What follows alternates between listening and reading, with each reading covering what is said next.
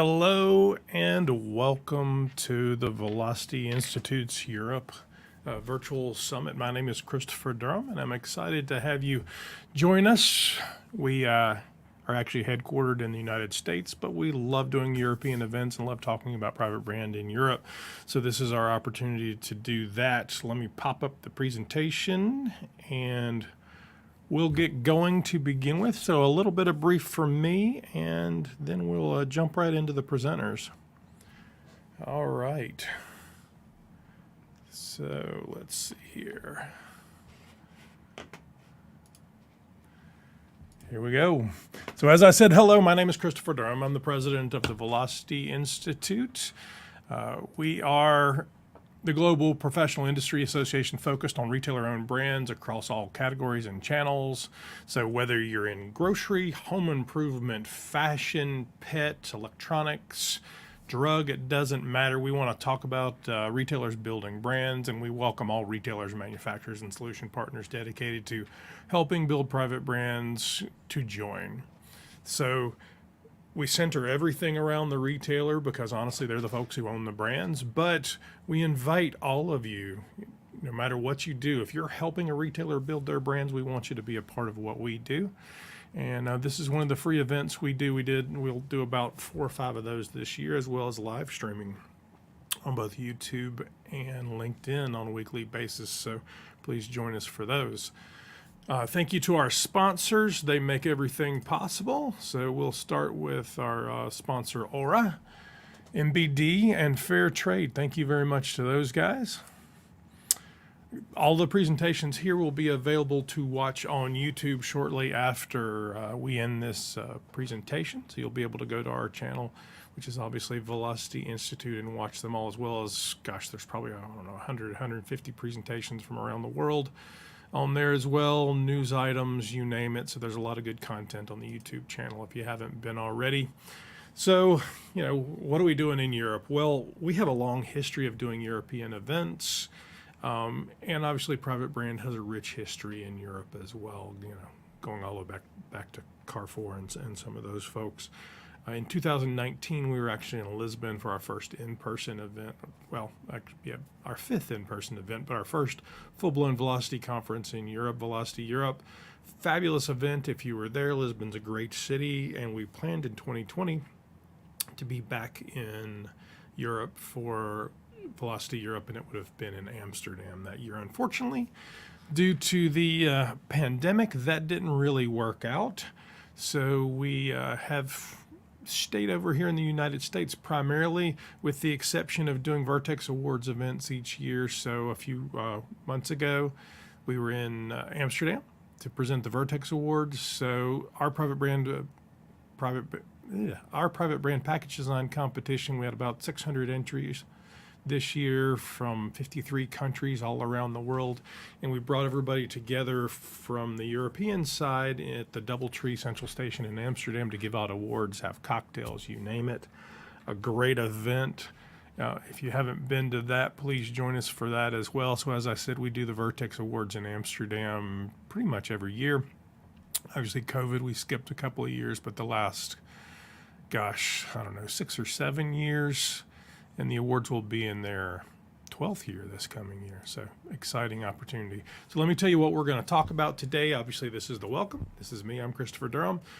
We'll then have a fireside chat with Claire Hughes, the Director of Product Development and Innovation from Sainsbury's. We'll jump into Malachi O'Connor, who will present on the Price is Right supermarket pricing strategies and evolving private label. He's from IPLC, and he'll present their research that was done this year. We'll talk about with Trevor from Aura with why private brands play a crucial role in sustainability, and we'll end up with Fair Trade 3.0, the next chapter in responsible sourcing. So obviously, sustainability is a huge issue in what we do and a growing demand. So we're bringing some content towards that. I'd like to tell you a little bit about what we have going on in 2024, maybe a peek into 2025. So if you have the opportunity to get over to the United States, we would love to have you. We're hosting our 5th annual Sustainability Summit in Phoenix, Arizona in October. I'm actually looking for speakers. If there's any retailers that would love to come over to the U.S. and present on your sustainability initiatives at our Sustainability Summit, please reach out. I'd love to be able to put you on stage, and it's a great opportunity to present, to interact, to engage, you name it, and really be a part of the broader global conversation. So that's an exciting event. Confirmed already, we have speakers from Sprouts who will keynote the first day. Sprouts is actually headquartered in Phoenix, Arizona. Walmart, Amazon, Green Blue, Fair Trade, Aura, Circana, and the fisheries folks. And there's more coming. I'm working on a lot right now. Love to have a European guest over speaking with us. And we focus on the things that the private brand industry has control over. So first of all, product. So fair trade, organic, reduce the chemicals, where is it sourced from, who makes it, you name it, carbon footprint, the whole 9 yards. How does all that product work in, and how can we do better at that? Packaging. Obviously, packaging is the easiest lever for most retailers to pull as far as sustainability goes. So what kind of materials are you using? How much materials are you using? Can you right size the pack? What is it printed on? Where is it sourced from? Carbon footprint, the whole 9 yards. And then marketing, which is honestly the hardest lever for the industry to pull it all. So it's how are we telling the story to both our internal and external constituents? So to our store managers, our executives, and to our customers, as well as our investors. So huge opportunity to really have a broader conversation. And then all of that will be recorded and be available on our YouTube channel as well. So even if you can't make it to the United States, you'll be able to watch it.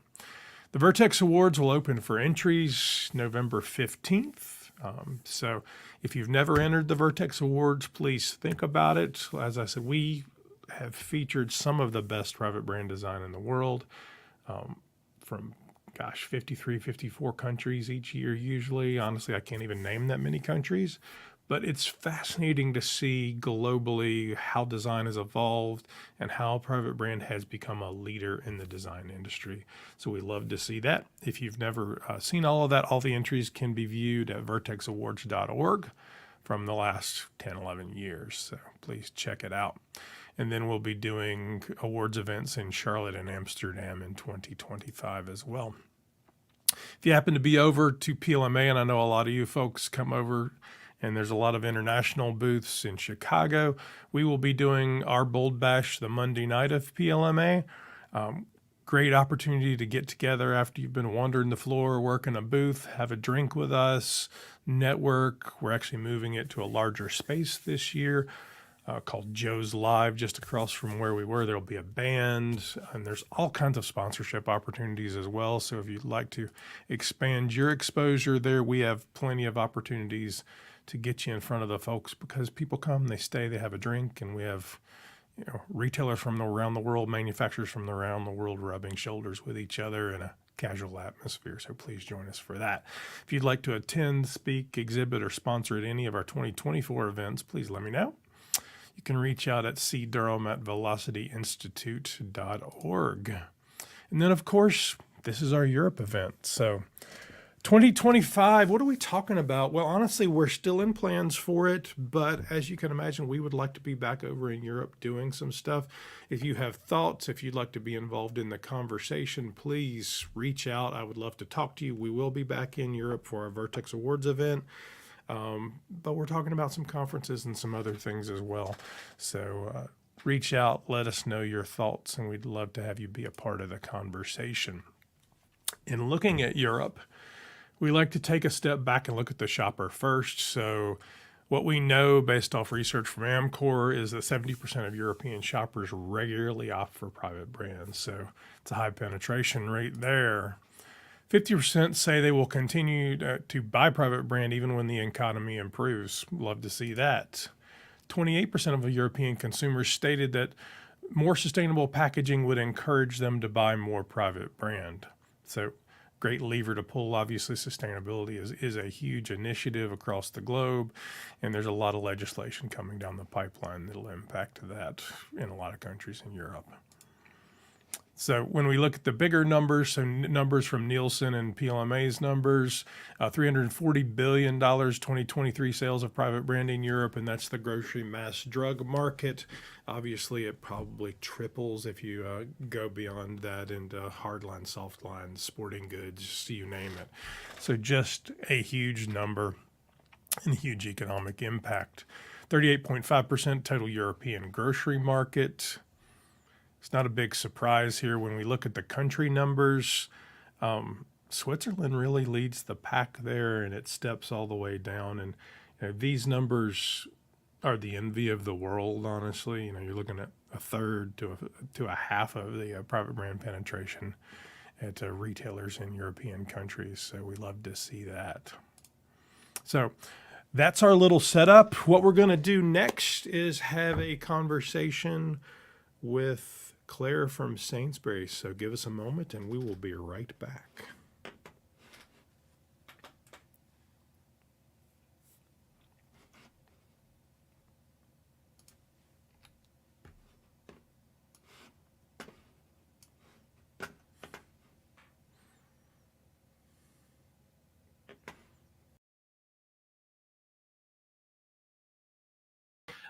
Claire has spoken actually virtually with us a couple of years ago. One of these days, I'm going to get her to speak at a real live event. We'll see what happens there, though. But today, we're excited to have you here, Claire. Thanks for joining us. Oh, thanks for inviting me. So, Claire, first of all, let's introduce you. Tell us about you, your career, kind of how did you become, the Sainsbury goddess that you are? It's and I've got a bit of a squiggly career, so it's a good one to describe because there's more than one way to come into innovation. I started off really passionate about food, but actually I was really passionate about nutrition. So I studied nutrition. I spent a bit of time working in sort of research as a nutritionist and doing lots of studies with people. And then in Scotland, actually getting Scottish people to eat healthier diets. And then one of the things no more haggis. And one of the things I realised about where I then thought I could influence more from a nutrition point of view if I went into the food industry. So I spent a bit of time in Scotland working with Scottish companies. And then my first retail job was with Safeway.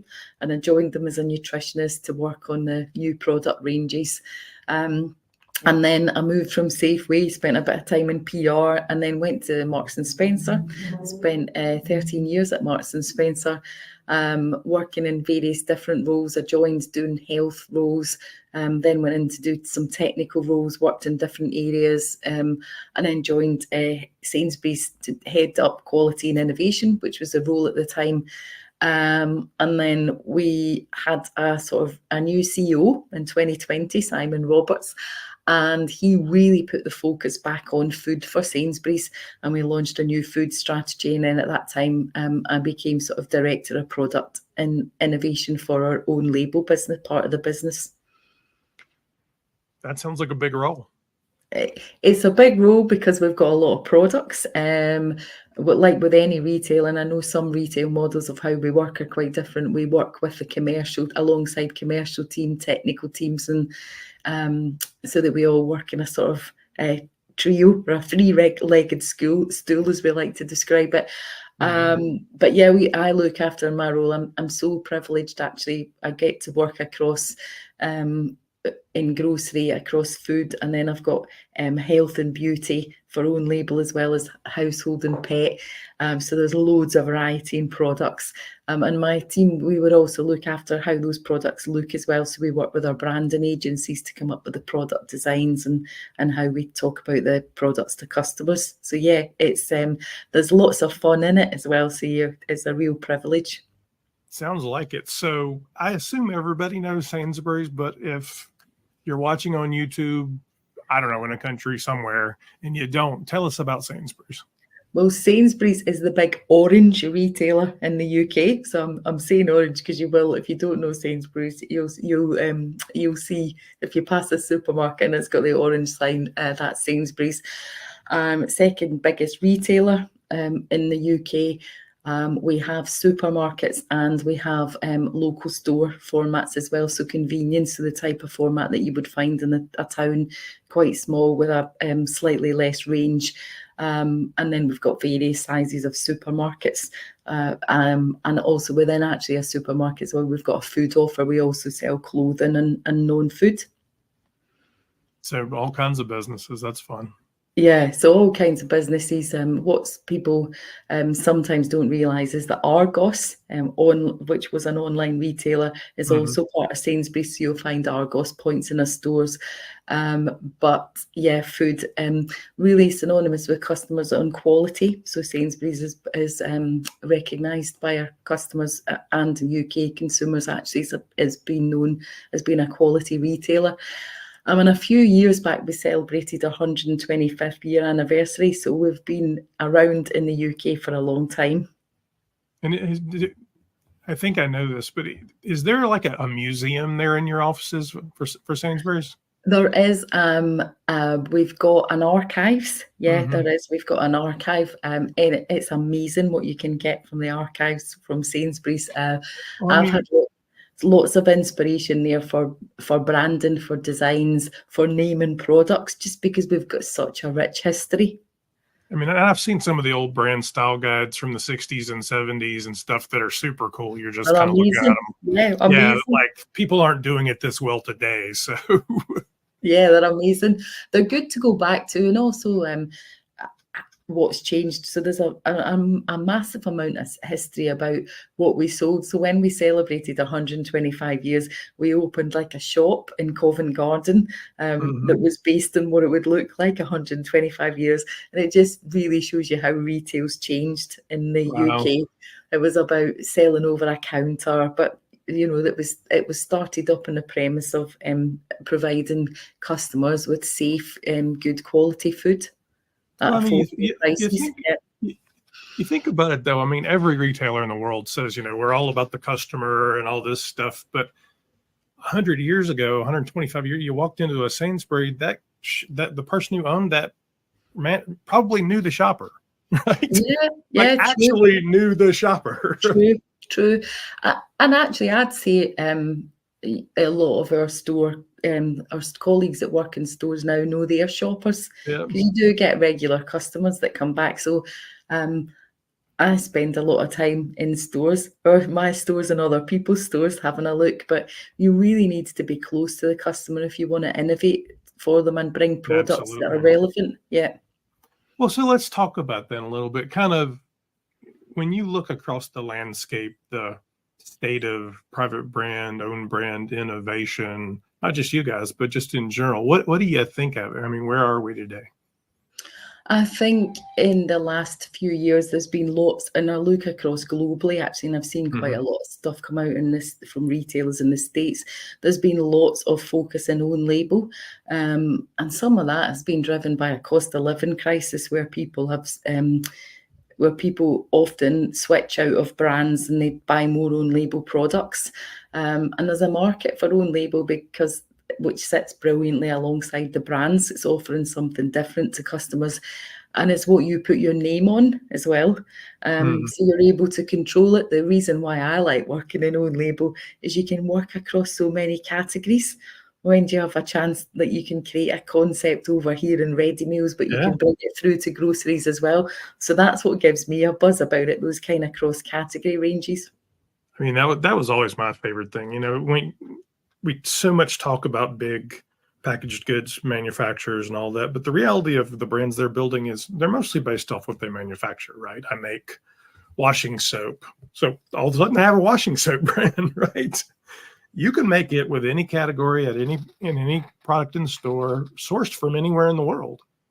Yeah, I mean the brands do their job very well, and customers, but sort of working in an own label, you are working across multiple categories. So my team, although they'll be aligned to the category, so I'll have products for Christmas that might be for pets. Pet gifting in the UK has become big, so we'll get pets, and then we'll be working on Christmas products for in confectionery as well, and they'll all be in the same look and feel, and you're bringing them together. So you can create this sort of proposition through design and packaging actually that goes across all the stores. I mean, I think it's just a fascinating way to go to market because the shopper walks in and they don't think about how you're arranged in the background, right? They don't know how your org structure is or any of that. They just know I have a dog and I have a kid and I'm going to throw a party. Yeah. It's true, and there are category specific like products we'll be developing. We'll be doing that with the category teams, and then also Christmas and celebrations are big within the UK, or big for us in events. We spend a lot of time. I always say it's Christmas all year in retail, because before I've put this Christmas is going into store, we'll be working in the one for the following year. So we'll be Valentine's Day. So the events have become bigger, and I think that's partly driven by people wanting to celebrate the small things. It's maybe a sort of hangover for where we were during sort of COVID times, where people couldn't do stuff and they were restricted. So we've seen people celebrate. They want to get people together. That's been sort of coming through over the last couple of years. Well, and I think there's something to be said for those small indulgences, even Totally. if economically you're not in a great place, you can still buy a nice piece of chocolate. You can, Yeah, totally. Yeah, you can, or treat yourself. It can be a small treat. Nice tin of biscuits. There's nothing wrong with that. Yeah, exactly. Well, so you lead innovation. So talk to us about some of the things you're excited about that you guys are doing right now. So what I've been excited about, what we've launched into store, we're working in, is a lot of this innovation we've done for summer this year. And I'd say we haven't had brilliant weather in the UK yet, although it's nice today. And I'm in London. I'm based in London. It's warm in London today. But we've been doing lots of innovation for summer products. We tend to do that across sort of what I call picnic and grazing. There's been quite a lot of, we've launched this year, I think it's the first to market in the UK actually. It's like a pina colada in a box. We haven't had them before for summer as well. So we've been doing cocktails, lots of rosé wine as you would expect, and then barbecue. So big in barbecue. Now we have to weatherproof our barbecues. So often on the front of pack we'll talk about barbecuing, and also you can cook it in the oven, you can air fry it. Sure. Air fryers. We've been putting air fryer instructions on our products because customers like to use them, so we've been making sure that when we're talking about barbecue, people don't think, I can only do that when it's sunny. Mm-hmm. So yeah, lots of our inspiration from this year came from the team went to look at barbecue the year before in the States actually, and they went to Memphis, and they came back with loads of ideas for sauces and marinades, and we work with our suppliers to develop and deliver that. So I remember like a really rainy day, I think last October, looking at the stuff we were going to do for the summer barbecue the following year. Well, I mean, I think that's interesting. So you're taking a global perspective on innovation and on discovery, right? So going out there and curating and finding those things for your shoppers. Yeah, and we know what flavors. I mean, spicy flavors our customers like. So they like products with a little bit of a kick. We have to tell them how much of a kick. I'm a bit biased because I like really spicy food, so I'm probably not the best person to test for it. But what we're seeing is there's quite a lot of fusions in flavors, which I think is interesting for customers. I mean, one of the reasons why I think I do, but also the rest of my team do, love working in food is you can bring new products to customers that they might not have had in a restaurant before, or they might have had it in a restaurant, but you then take it and make it mainstream. I think that's the brilliant thing about developing products. So I live in the southern part of the United States in Charlotte, North Carolina, and there's just this restaurant that is so hot right now that has taken their Korean, and it's a husband and wife. The husband's Korean and the wife is from the South, and they're doing Korean Southern barbecue. Oh, so wow. pork butts and all this stuff, but Oh, in wow. Korean flavors, like long smoke. And this restaurant has just blown up. I think I have to go there. Yeah, it's fabulous. Yeah, that sounds amazing. Yeah. Sounds So amazing. and it's just interesting how the internet and Pinterest and TikTok and all of these things have kind of made the world smaller, and the flavors are now available to a lot of people. Are you seeing your shoppers receptive? Yeah, we are seeing shoppers receptive, and actually, not everything works, but not Of course everything not. should work. And you can be a bit early to market with flavor combinations as well.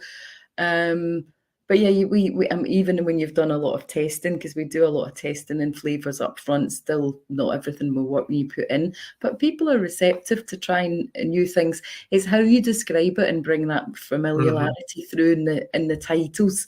Because if you make it too complicated, you can sort of put people off because they don't know Right. what it is. Yeah, and that there's a real skill in that actually when you're designing and developing the messaging for packaging. And are you able to tell the story across multiple formats? So I mean, I know obviously the UK is big on the ready meal, so there's all kinds of flavors there, but are you telling similar stories to me if I want to cook it myself?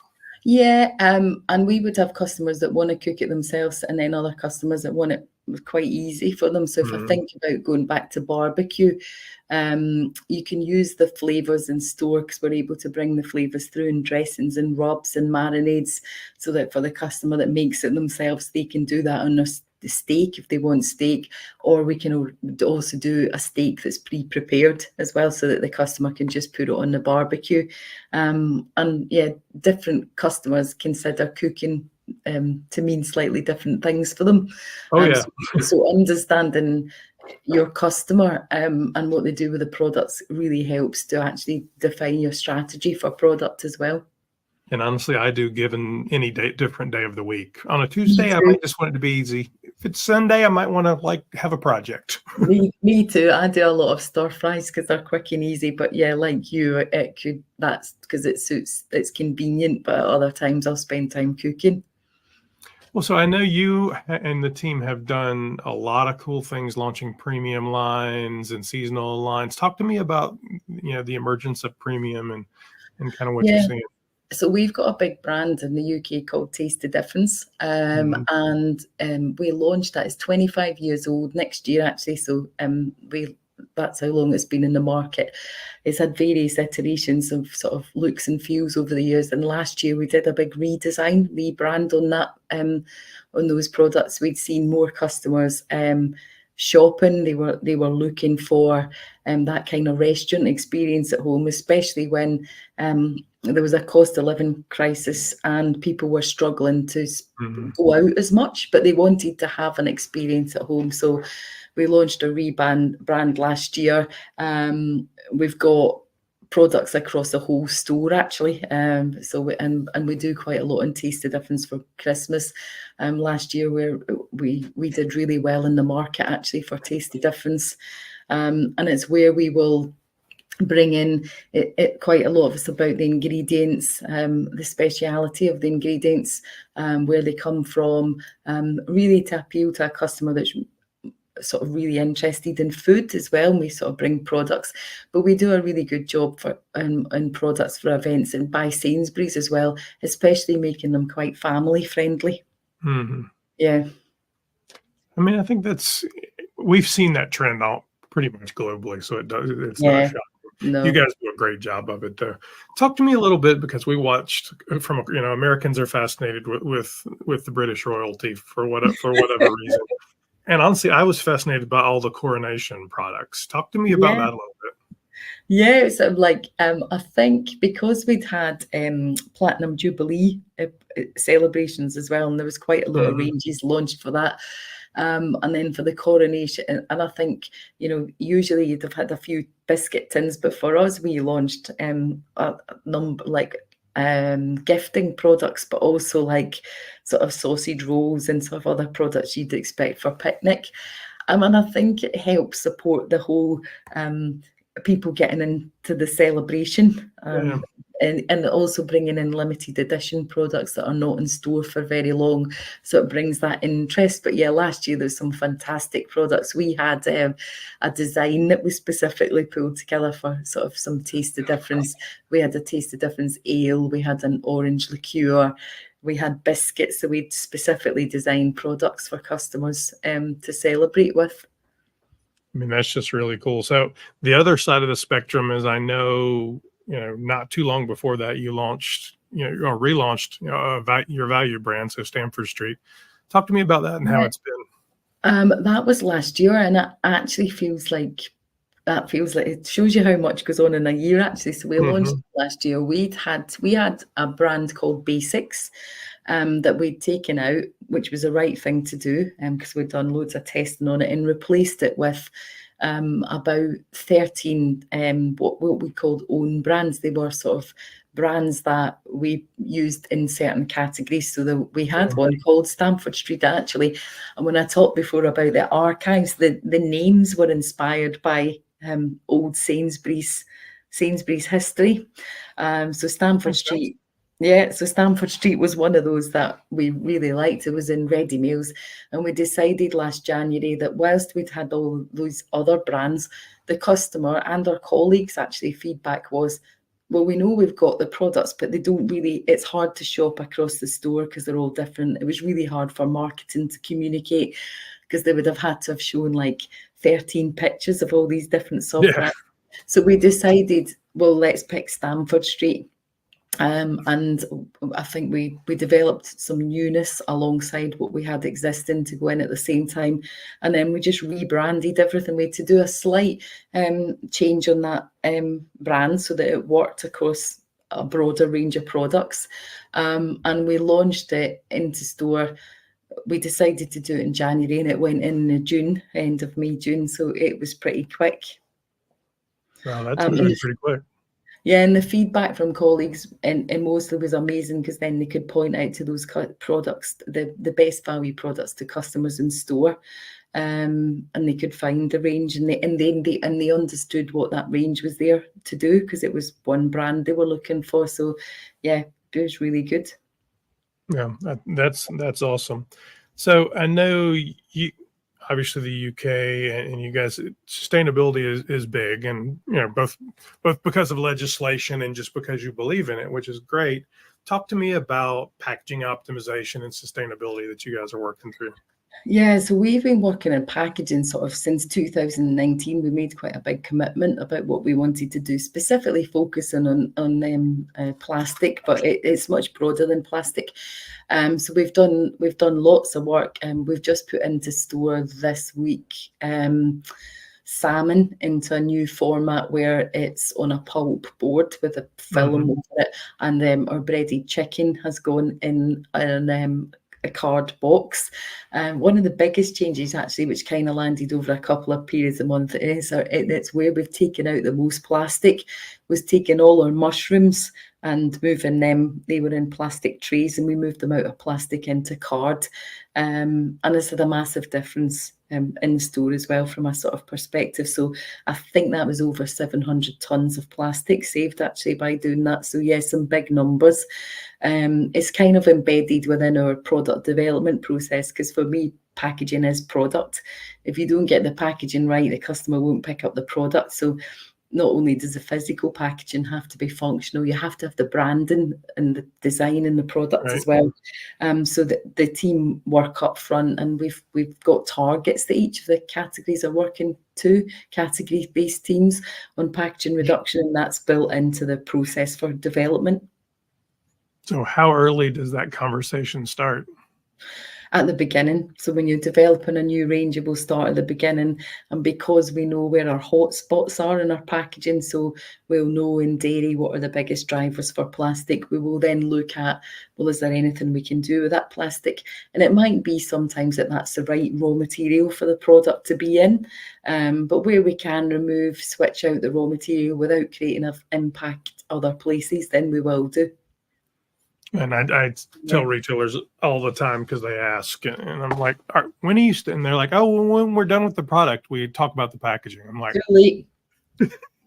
That's what it's why that you have to have it embedded in your development team and your innovation team, because if it sits in sort of another team, it's always retrospectively back, and you need to put it in your product briefs up front, and we need to be looking at packaging. And the team have done some amazing things together, so they're constantly bringing in different trees to try. Some of them don't work, and some of them you have problems when you first launch them. Because you've gone a whole scale change in a supplier, and they're using a different raw material. But it's the right thing to do, just to rebalance your portfolio with different raw materials. Well, and so have the customers received the changes there? Broadly, really well, because we Mhm. tend to communicate what we've done, and it's gone into a new look. If the packaging change affects the product, then you might get a few comments from customers, but that's where we need to do a better job up front, thinking actually the product's key in that situation. So always protect the product and thinking about making sure we've communicated the right aspects. But customers, plastics really high, or packaging concerns on packaging is really high in customers' minds from an environmental aspect and sustainability. And I think for me, it's because they can see it, because they can't see other aspects like carbon. So they'll have awareness of it, but it's hard to Yeah, carbon physically. is so much harder to It understand, is. It but is. plastic, I know. I have to You throw it see away. it. I have to do something Yeah. with it. Right? Yeah. And you're conscious it's going in a recycling bin, or it's maybe not able to be recycled. Mhm. So it's the area where even from a store colleague point of view and customers, they've been most vocal about throughout Plan for Better. And actually for the UK anyway, David Attenborough sort of kicked a lot of that awareness off with Blue Planet when he Yeah. did his first series of Blue Planet, and it really sort of elevated that concern around what packaging people were using. So yeah. Yeah, I mean, that's just an ongoing conversation It globally. is, yeah. Yeah, it is. It is, and it is, and it's there's a balance between waste, so not driving food waste, which we wouldn't do. So we wouldn't launch packaging that was had less plastic and it caused food waste. There's a whole balance, mindful balance all the time, and really in future it's about putting packaging onto the market that we know where it's going, where its end point is. Sort of a whole circularity aspect around packaging. So as you look to the future of your brands and your packaging with sustainability, obviously there's legislation coming down every day, but where do you think it's going?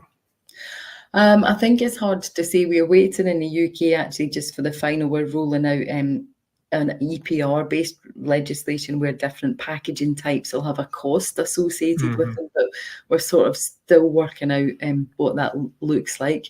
But I mean, beyond legislation, it's the right thing to do. So it's about doing the right thing. I mean, I think all over the world, actually, we need to help customers and everybody find it easier to eat healthier as well. So there's a lot we can think about from a health point of view and how we make that easy to find the right products when they're shopping in store. So I think as science emerges and we learn there's new innovations and new ways of doing that, but that's what's great about being in this role, because you have to adapt and evolve as well, and what you did in the last couple of years won't be right for the future. So I think if I think about the future and I think about sustainability's influence, and we have to get to a point where we're making products better, and better can be environmentally better in a number of levels: carbon, plastic, animal welfare is quite a consideration. And then also we're sort of helping customers rebalance what they eat, so they're eating a healthier based diet most of the time. Yeah, and it's a big challenge for all of us. Well, I mean, you guys, like most retailers, have the opportunity to reshape the way the world eats, right? I mean, so I think it's an interesting conversation to look at where it goes. And there's gut health, and there's honestly Yeah, yeah, packaged goods that don't have so much yeah, junk in them, right? yeah, yeah. And there's a whole like and there's still a place for convenient foods, because the one thing in all of this, where you read a lot of things, people talking about people cooking for scratch. Mhm. For me, like customers want convenience, so it's Sure. how we deliver convenience in a way that's both healthy and sustainable. I mean, Yeah. honestly, I don't have the time to cook from. I love to cook. I don't have the time to do it every No, day. not So every day. that's Exactly. Yeah, or I see exactly. the desire. I just when I do. But so any retailer who can help me make it healthier, faster, easier, cheaper, all those things, I'm gonna like you a little better. Yeah, definitely making it easier. Definitely. I mean, I think it's exciting to see the conversations of health and sustainability and branding and all these things sort of merge and make for smarter retail. Yeah, and I think they will. And I think for me, it's about collaboration in that space as well, because there's no one retailer can do it on their own. So we've all got suppliers, manufacturing. So we all, it's about how we all collaborate and have the one way of measuring and work together, because none of us is going to deliver a sustainable food system of our own accord. Well, and that's what we so we do annually a sustainability summit in Phoenix, Arizona here. You should come to Phoenix. That's a fabulous Yeah, place too. yeah, Um, sounds good. and and honestly, that's the entire conversation. It's that even as big as Walmart is, or Target, or Publix, or whoever here in the U.S., they can't do it by themselves. Yeah, So it's yeah, no, globally, it's how do we work together to do how better? do we work together, share best practice, share what works, share what doesn't work. There's a whole sort of to reset and relook at the global food system. Yeah. Well, Claire, in closing, is there anything you'd like to leave with our viewers? I mean, is there any advice? Is there any words of wisdom? I think the one thing I'd say is keep innovating. Sometimes people think it's easier not. It's easier not to. You don't have to do it. We do have to do it. We have to do it to excite the customers, to get them to try new things, but also to meet our sustainability goals. And if you are in the UK, come and visit a Sainsbury's. And if you're sitting there and you'd like to meet someone from Sainsbury's and find out about what we do, get in touch. I'd love to. I think it's really important to meet people across the globe and share learnings. I think that's a fabulous invitation. So I know, I'm hoping I hear from people and they want to come in. So yeah, if you are in Europe or we do something in Europe, yeah, that would be great. Yeah. absolutely. Well, very good. Well, thank you for joining us for this. We've appreciated you giving us your time and your insights. Thank you very much, Claire. Thank you. Thanks, Chris. Okay. Bye-bye. Bye.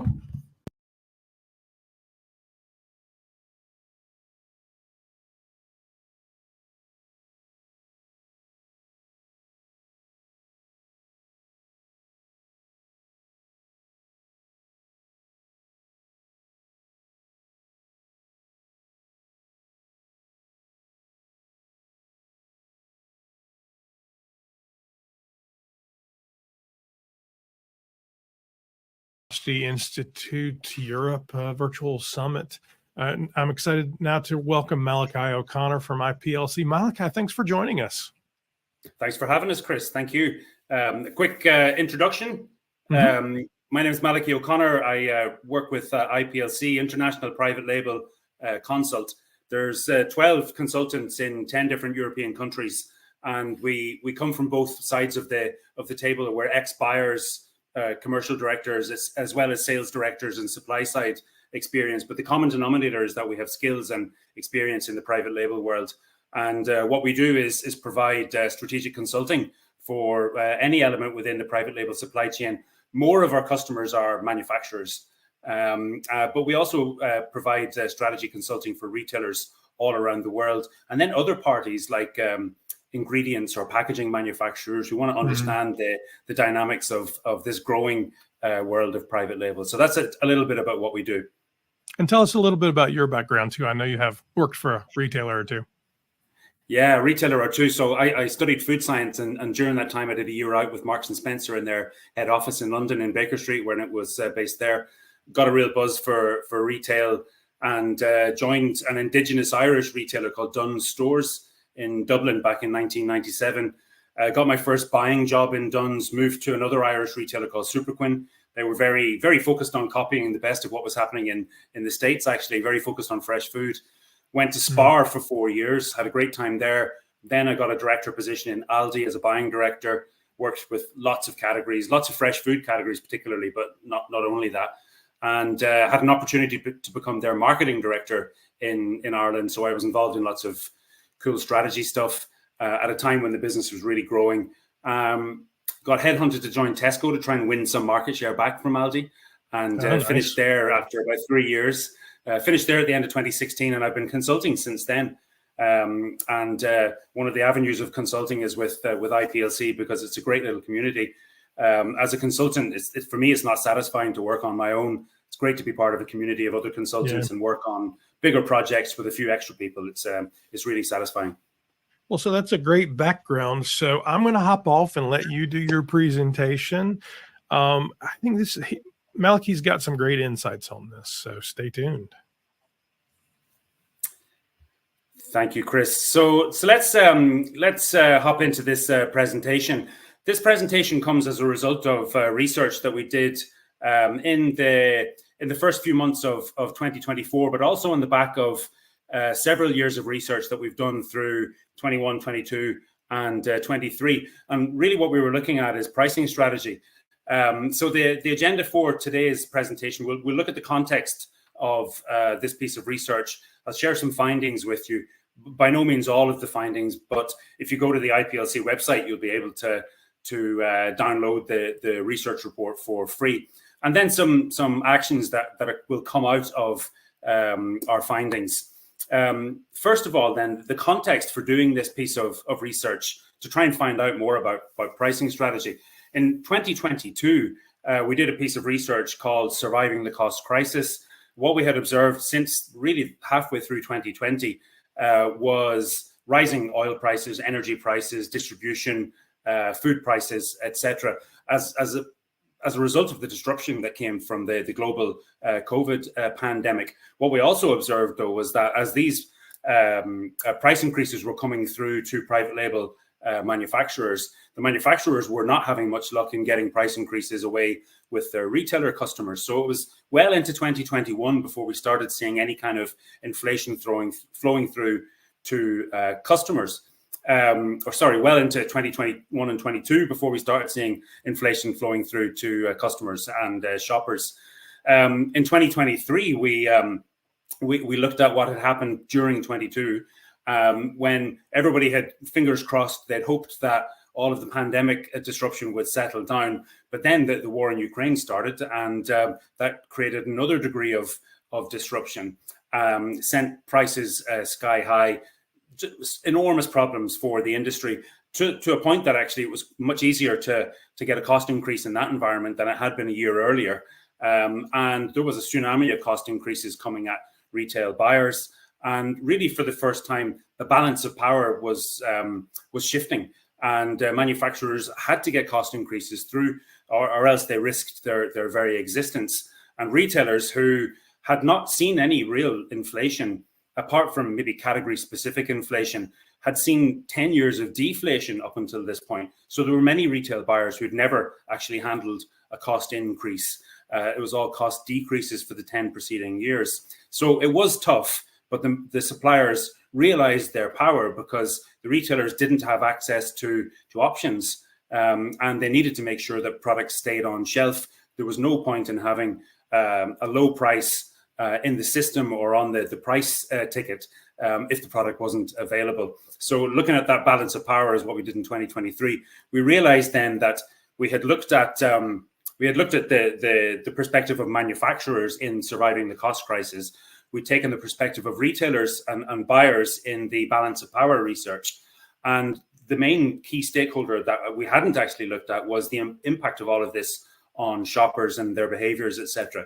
And that prompted a brainstorming session, and we decided that we would look at the retail price on the shelf for a core range of products that we had also looked at several years previously. So it was going to be quite useful to see what had changed.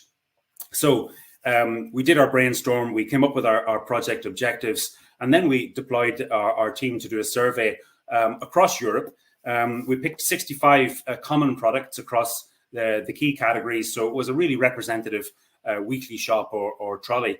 And we looked at a bunch of different retailers in all those different countries. First of all, we took Lidl as the common representative of discounters, because Aldi or other indigenous discounters generally try to match Lidl. So we just price checked Lidl, and then we took the market leader and one other within each of the markets. So we didn't look at every retailer, but it was enough to get a good idea of the pricing strategy and the dynamics that were ongoing in that market.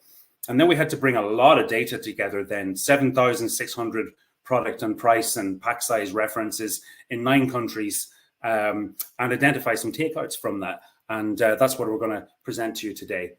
The findings then were really interesting, actually, because we had done this trolley of goods, more or less exactly the same list of products, in several occasions previously in 2021 and then in 2016.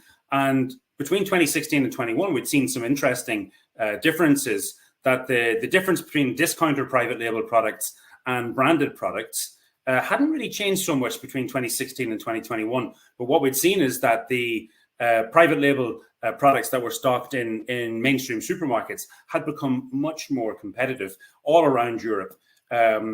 Mainstream supermarkets were investing in reducing prices in their private label ranges so they could stem this seemingly unstoppable growth of the limited range discounters. A lot of that action had already happened up until 2021. So when we were hit with 2 phases of severe inflation and a cost crisis, we were expecting to see quite a lot of differences. And what we found when we price checked was, actually, after 5 turbulent years, we had a climate crisis, we got a global pandemic, you got Russia invading Ukraine, disruption in supply chains globally, and an inflation crisis which is impacting the average household's ability to feed itself.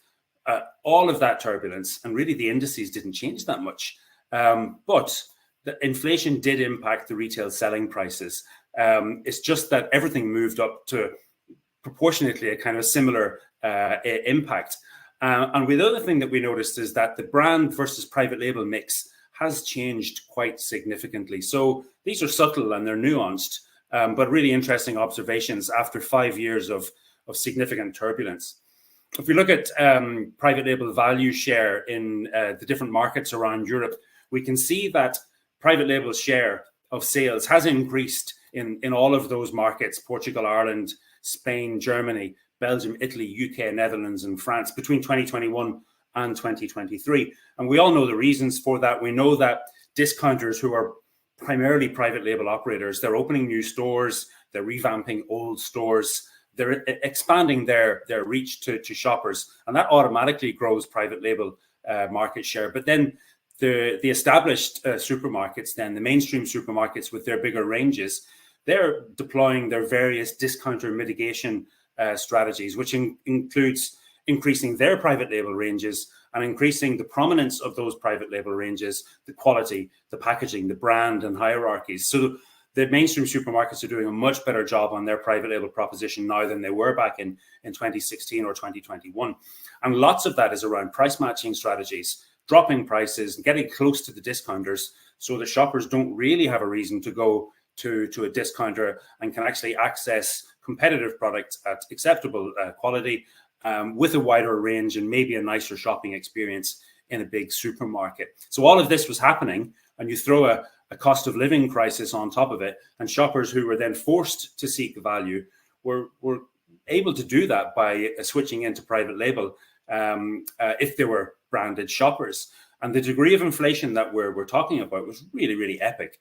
If you look between 2021 and 2024, we looked at the month of March. That degree of inflation in food and drink packaged groceries means that a 100 euro trolley of goods, a weekly shop, is now costing nearly 130 euros. So it's approaching 30% of compound inflation impact. And that's a big challenge for shoppers because wages haven't grown by 30% in that time period.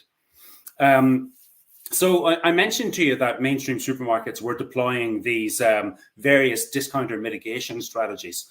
And here's an example which is very close to home for me in the Irish market. Not a huge market, but a really interesting one, really competitive, and a test market for some of these strategies. You can see how the discounters, which are the yellow and orange line there, Aldi and Lidl, were taking a long time underneath the radar to expand their reach and to introduce Irish customers to the discount concept.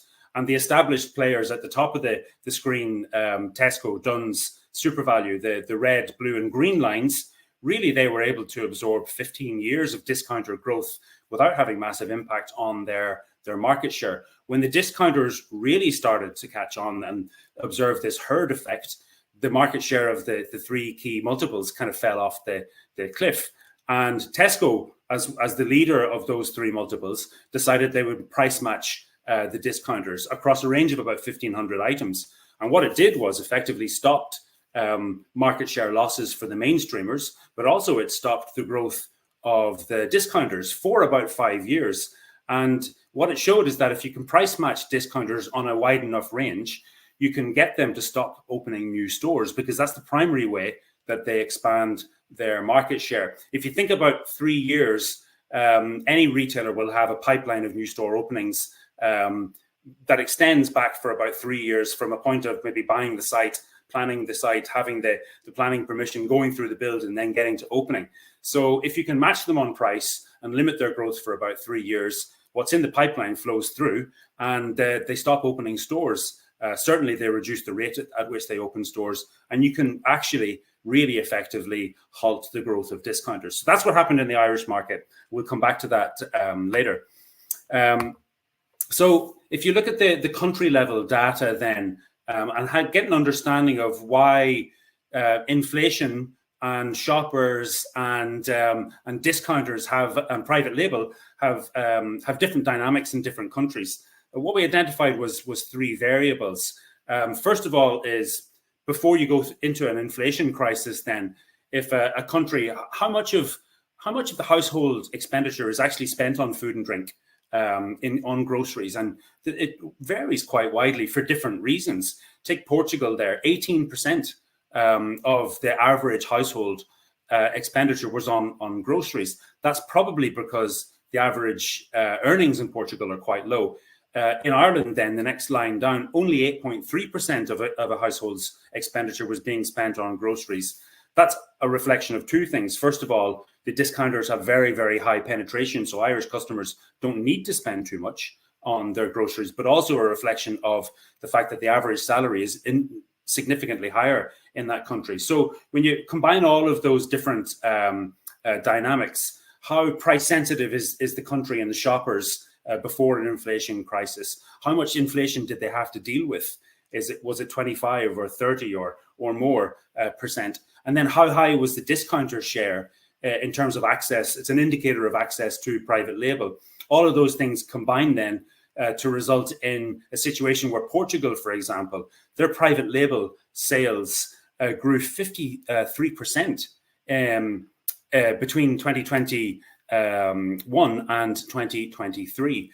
And lots of other countries saw similar growth rates over that 2 or 3 years in private label sales. So we think that's a really, really marked example of how customers find solutions for their problems. So looking at that 24 versus 21 comparison, the EU average food inflation was almost 30%.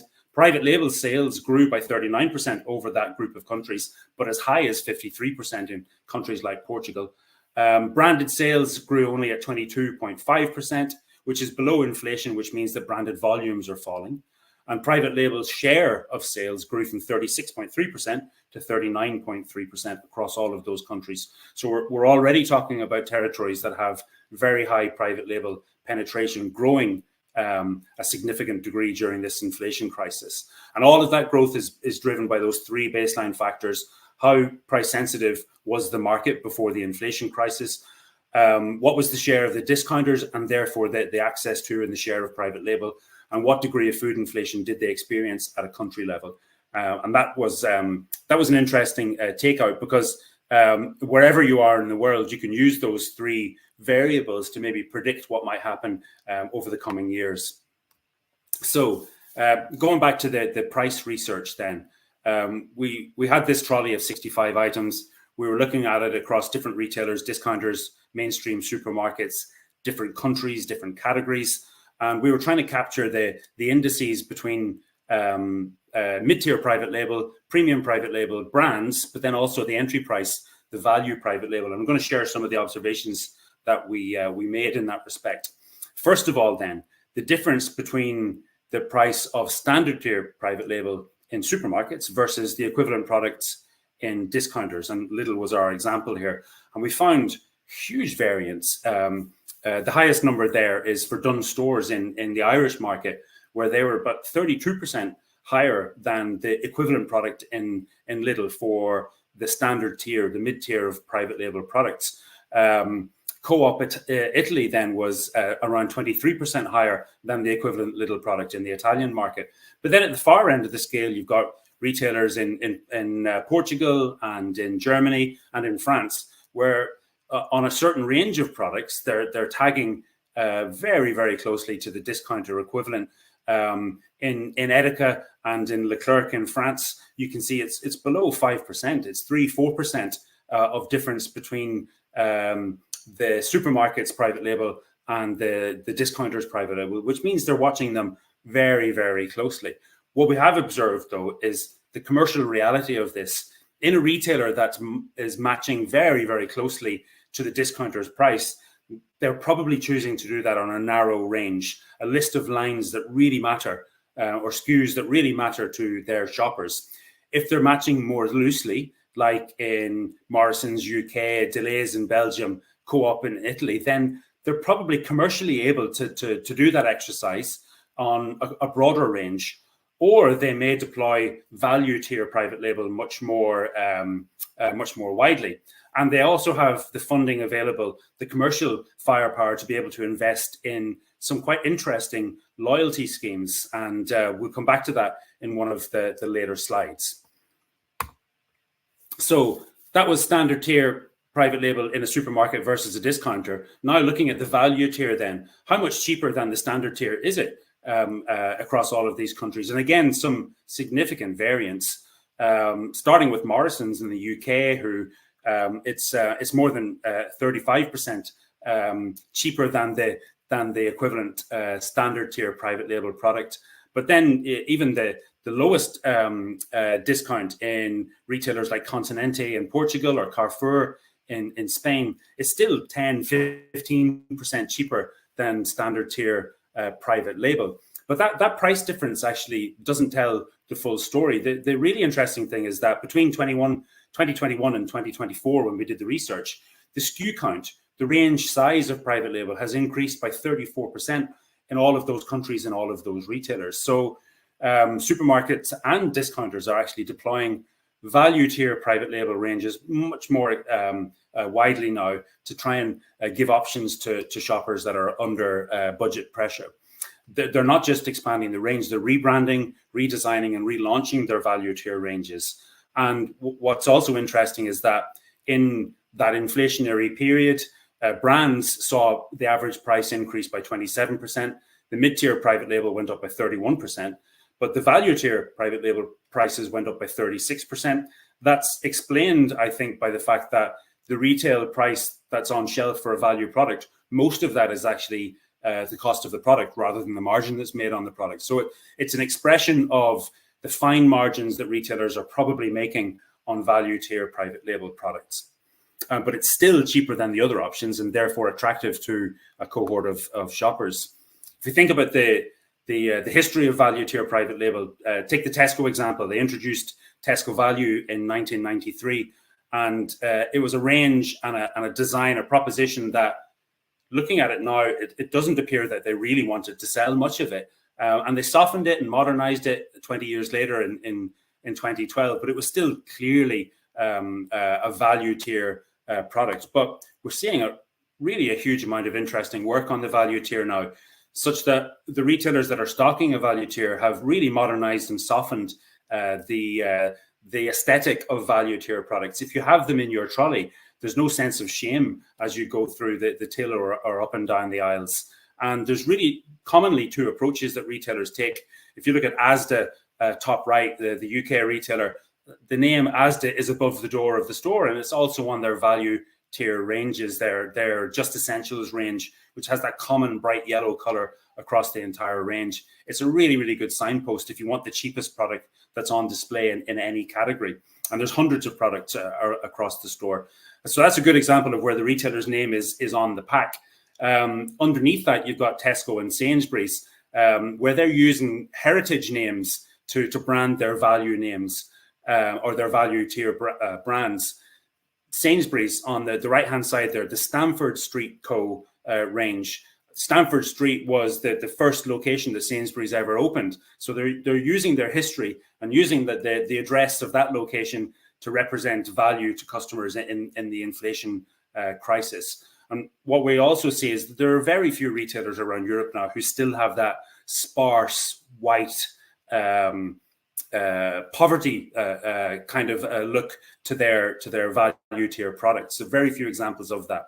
And this is true also all around the European countries like Rewe in Germany, El Campo in Spain, Edeka, Esselunga, even Aldi. They've softened, they've modernized, and they've actually got some really cool, funky designs for their value tier products now. So we think that's a real interesting change and development since the last time we've looked at it.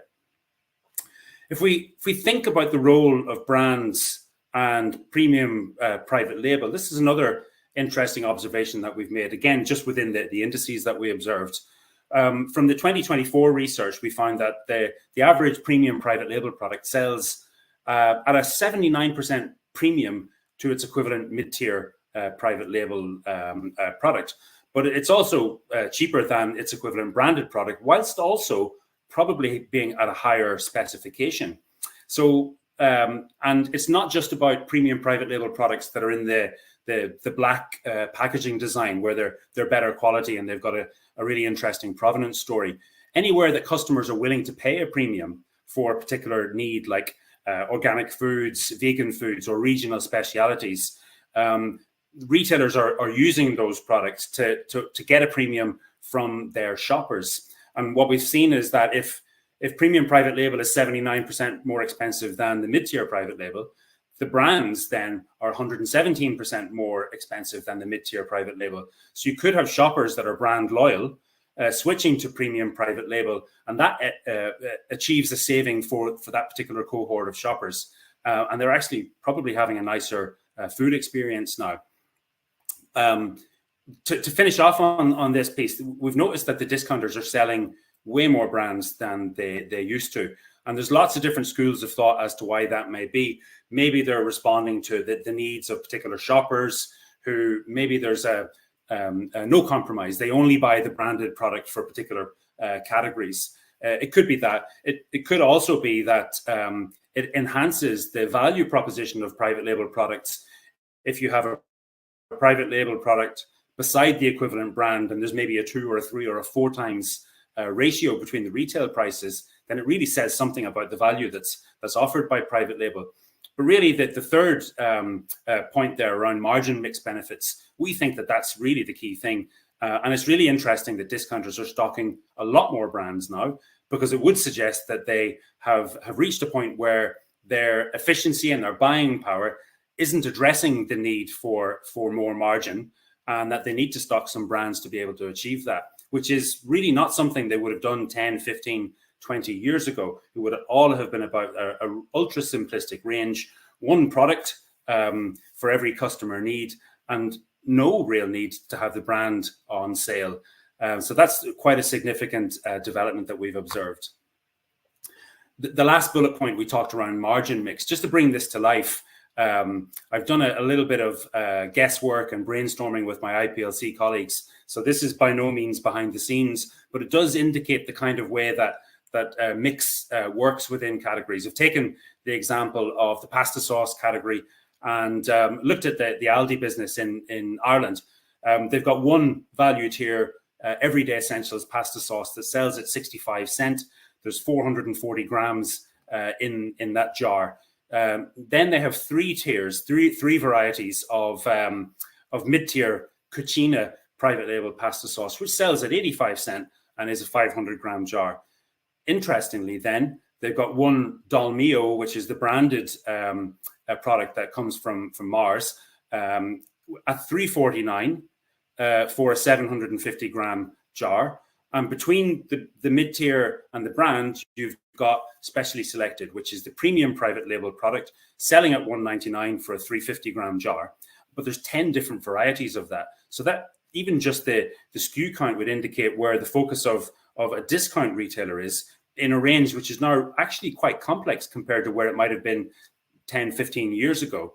And if you do some guesswork around the gross margin, the rate of sale of these products, you can see how this all hangs together, such that if a retailer wants to have a credible low price on a value tier product, they're probably not going to make any margin on that.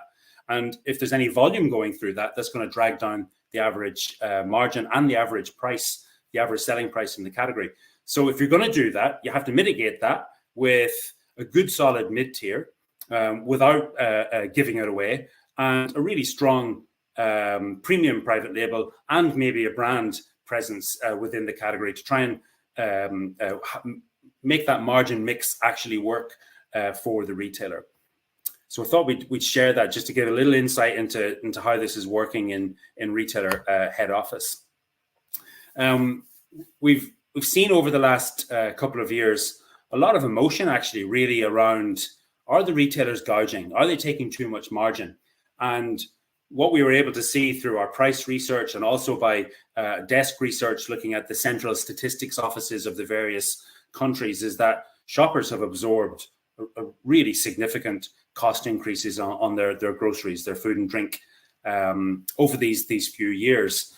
But a really quick search of some key international retailers would suggest that the retailers aren't really making significantly more or less operating margins within that time period. We looked at 2019 up to 2023 for some big retailers like Tesco, Carrefour, Aldi, Walmart, and Ahold Delhaize. And whilst there was a dip in 2021, it wasn't significant. And the green line, the average across those 5 years for those 5 big retailers, really is unchanged. So certainly in this market and in these markets in Europe, we haven't seen any significant wide-scale examples of gouging. So coming to a close then, remember value traditionally for a buyer like me was a combination of price and quality, and customers could work that out as well. They were willing to pay more for something that was higher quality or more added value, and it still added value to them. They could see the logic. But what we've noticed over the last few years is that when you go through an inflation crisis and the buyers aren't willing to pay a certain price, then availability issues become inevitable. And so value is a combination now of price and quality, but also availability, is it on the shelf, and sustainability. And we're seeing lots of different ways around Europe where retailers are expressing their value proposition, not just in price and quality, but also sustainability and availability. Tesco are now price matching. In fact, the big 4 or 5 retailers in the UK are now price matching Aldi and Lidl, and it's starting to have an impact on the growth rates of the discounters in that big market in the UK.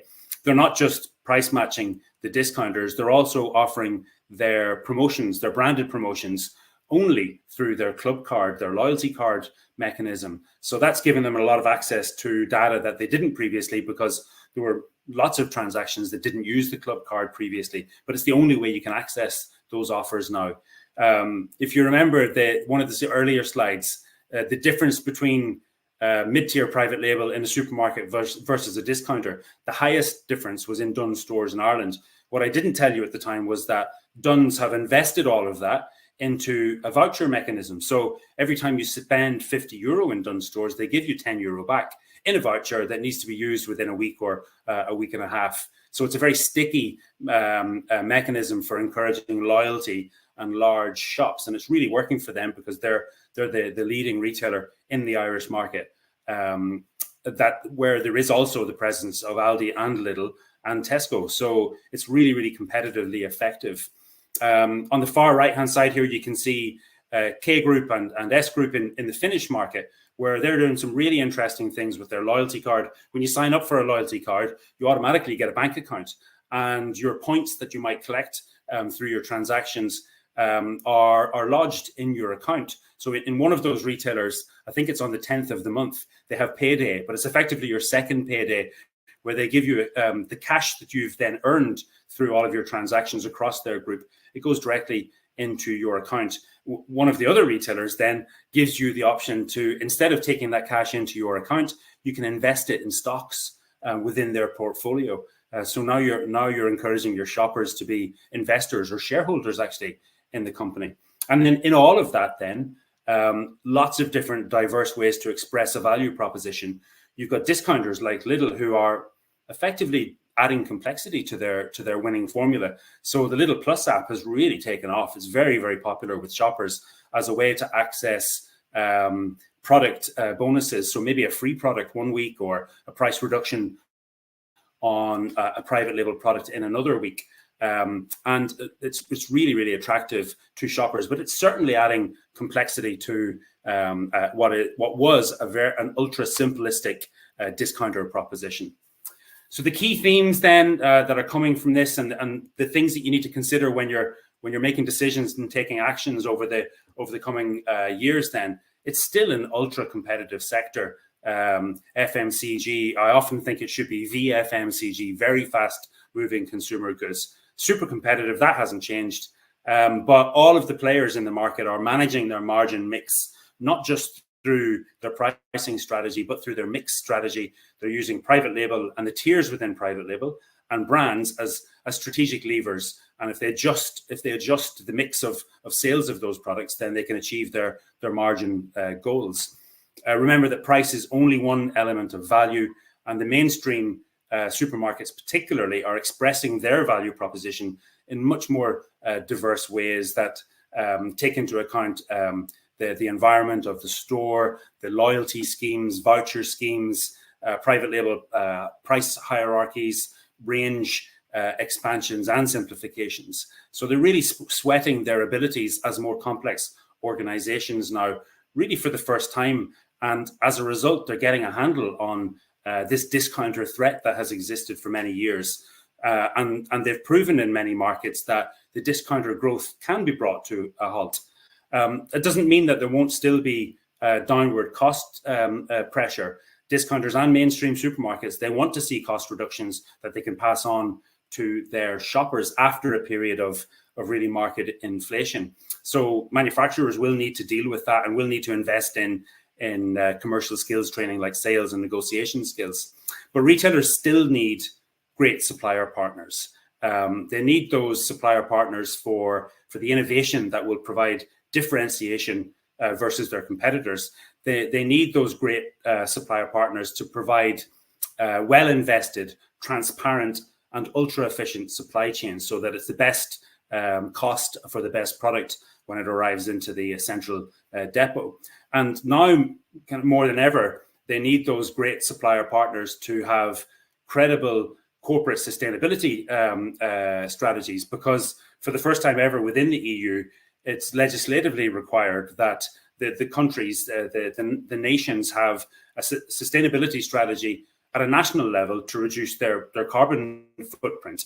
And if a country has a requirement to reduce its carbon footprint, that will flow down to the industries that act in that country.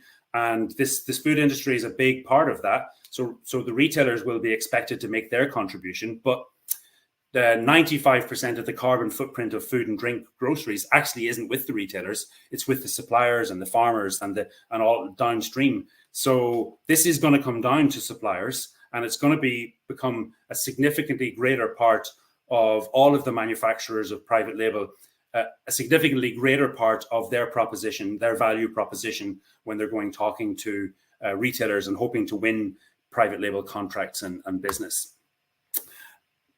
really appreciate the opportunity to speak to you on this this webinar. I've shared my contact details there. You're all welcome to check out the IPLC website. You can see all of the reports that we've produced over the years, those research reports.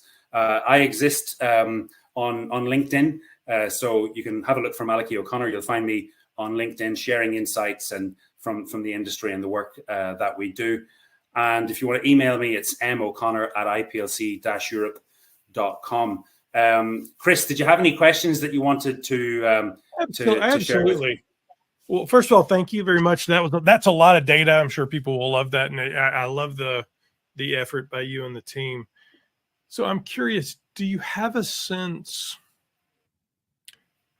It's easy to look at all of those percentages and go 35%. That's a lot, but in many cases, we're talking about products that are less than a pound.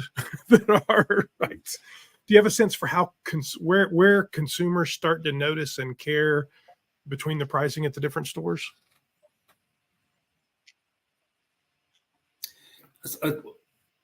If I talk back to you, Chris, then is it about where is the tipping point where a shopper transitions from one tier into another tier?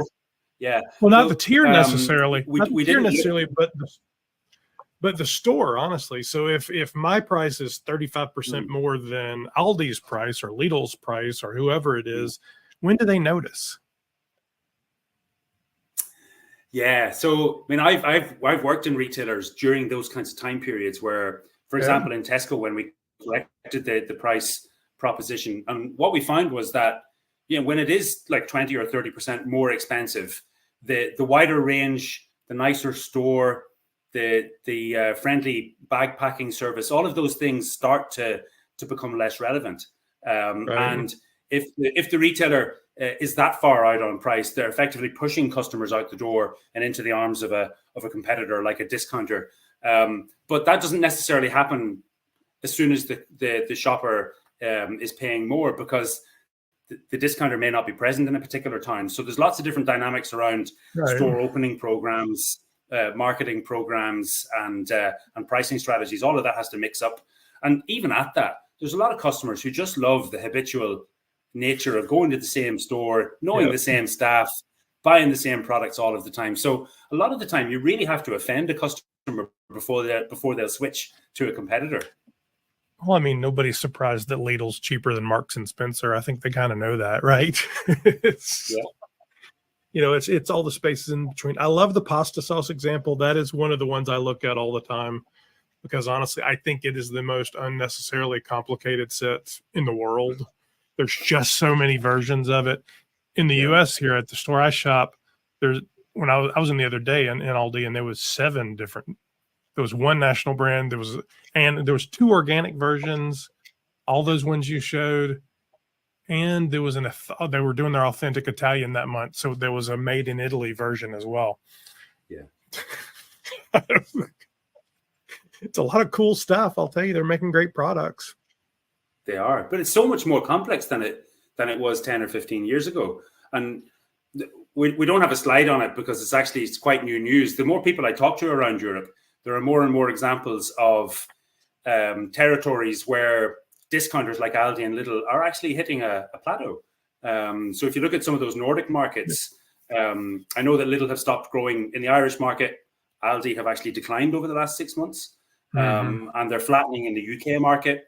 Lidl is the biggest discounter in the French market, and they're flat now as well. They're not seeing that kind of growth because the mainstream supermarkets are doing a really good job of matching and now outperforming them. Well, and how many more stores can you build? That's it. Well, you can build what's in the pipeline, and then you stop. So at some point, those aren't that big a country, so there's only so many stores you get. This has been a great presentation. Please, if you guys have questions for Malachy, he'll be around. Reach out on LinkedIn. I appreciate you joining us for this. It's been some great insights. Tell you and the team fabulous work. And until next time, this is the end of this piece of it. So thank you very much. Thanks, Chris.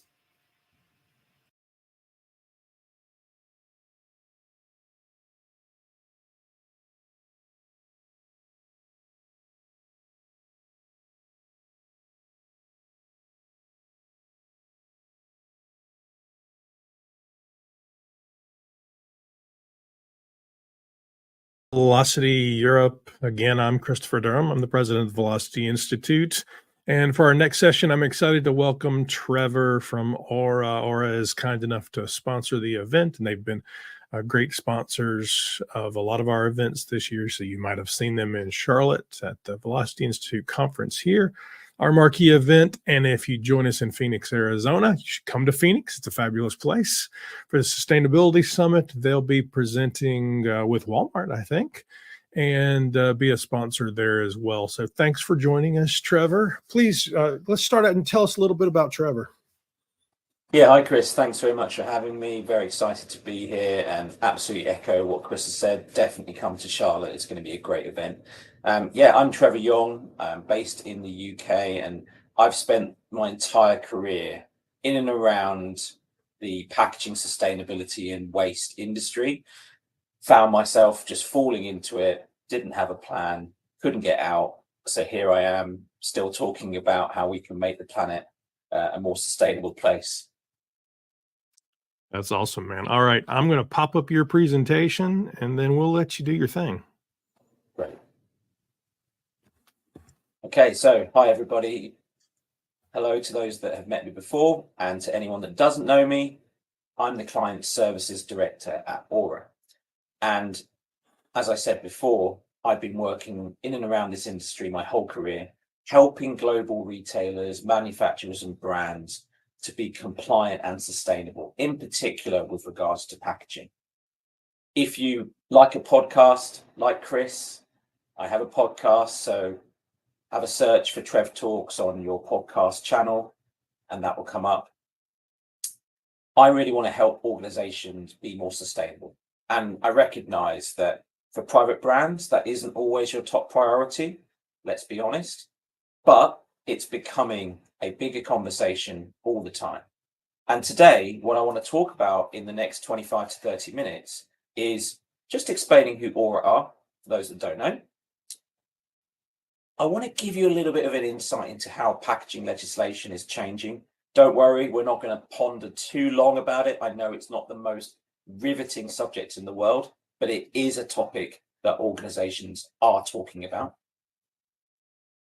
Really, I want to apply it to you guys. Why does this affect you? Why should you care? And what happens if you do nothing about it? Before we turn that around into an opportunity, because I love to think positively. So let's talk about how we can use these challenges as an opportunity for your business to sell more product. So let me tell you about Aura very, very quickly. We're a packaging consultancy based in the UK, but we're a truly global business. We have offices in multiple continents, and we're working with some of the world's largest retailers and e-tailers and CPGs on packaging sustainability. We have three key services. Insights, which is all about understanding the landscape, the trends. Regulatory landscape is a big thing at the moment. You might have heard of something called Extended Producer Responsibility, EPR. We're also doing a lot of work with competitors and brands to understand what is coming, how to affect change, and how to prepare for it. Our consulting division is all about establishing a plan of action and executing it.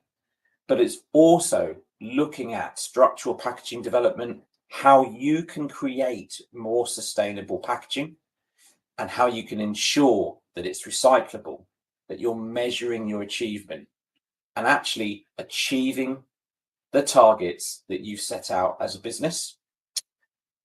And we couple this with technology. And we're really proud of the work we're doing with the likes of Walmart, Amazon, and many other companies to provide them with technology platforms that make their business more efficient, more effective, and help them save money. Let's get into the detail though. I mentioned about global packaging regulations. Whether you're in the US or Europe or Asia, this is here and it's growing all the time.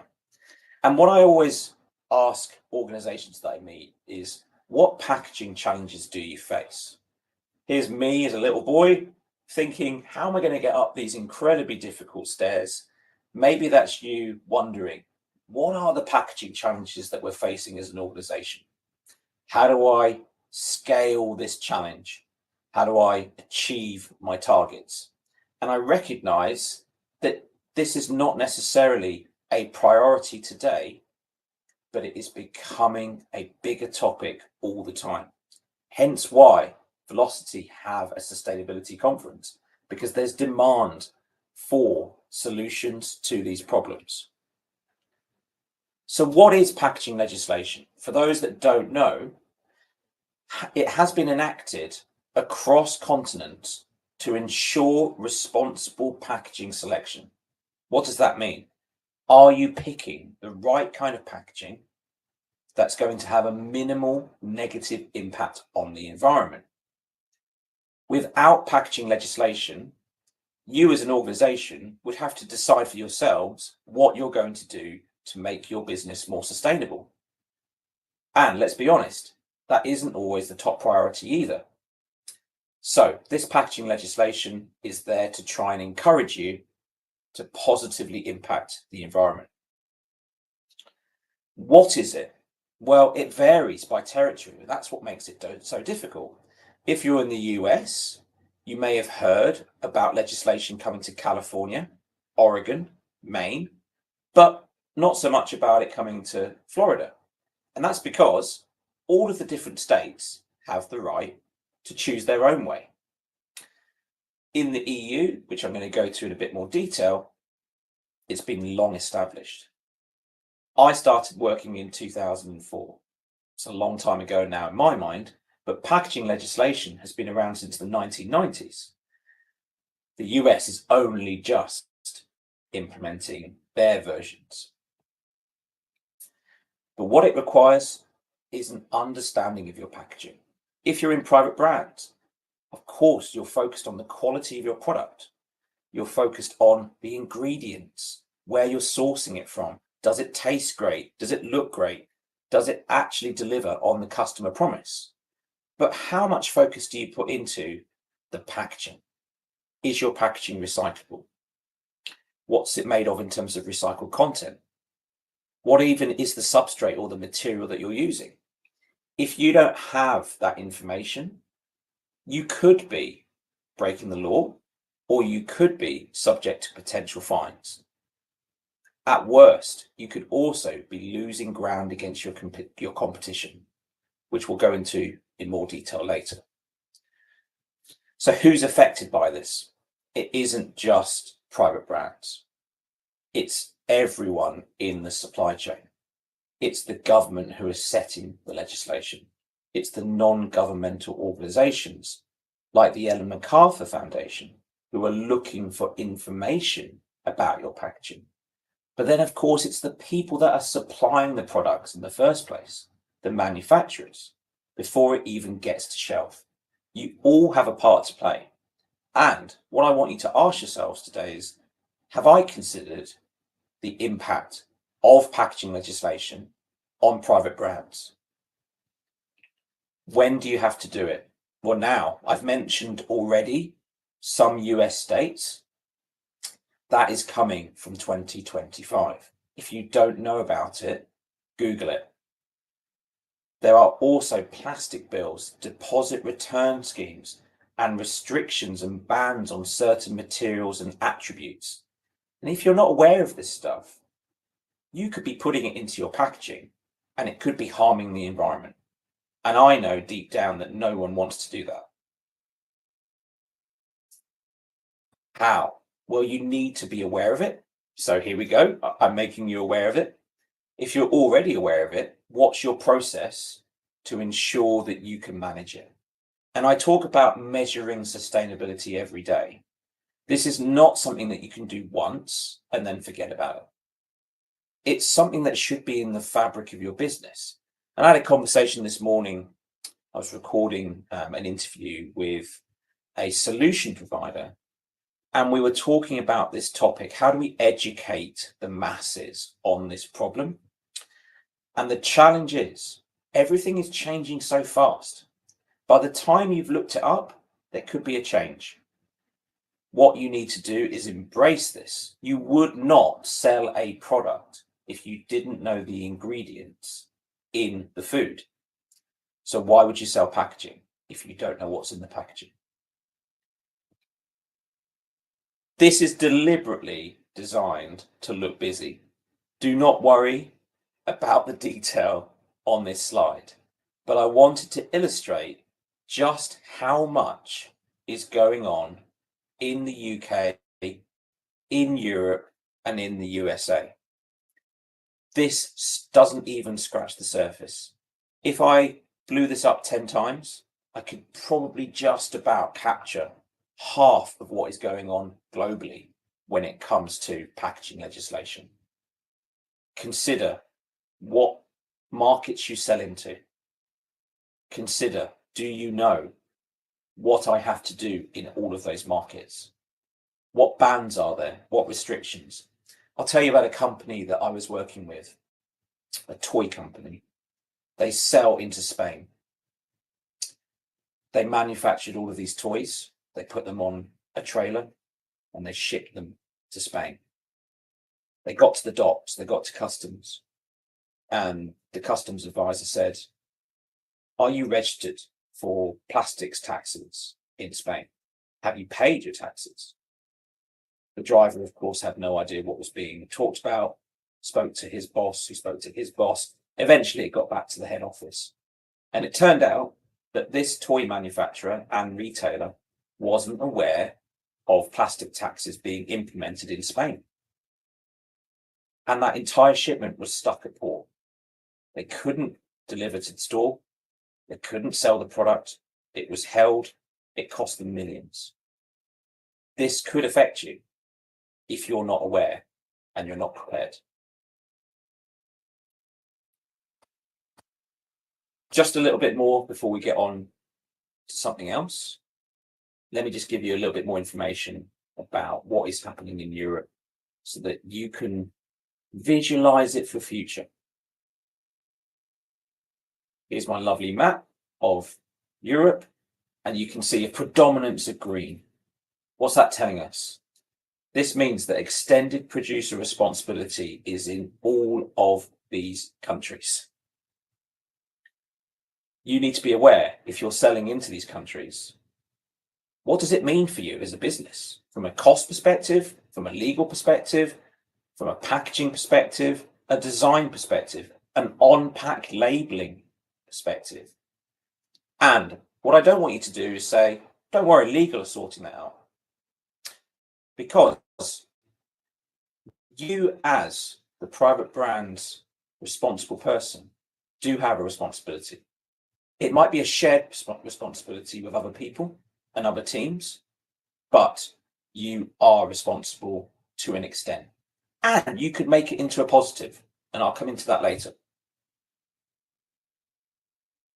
These in yellow have just approved their version of EPR, and these two countries are proposing EPR. So really, we're getting to the stage of mass EPR across the whole of Europe.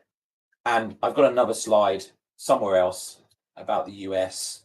In the next 10 years, we're going to have the predominance of US states adopting EPR like we do with Europe.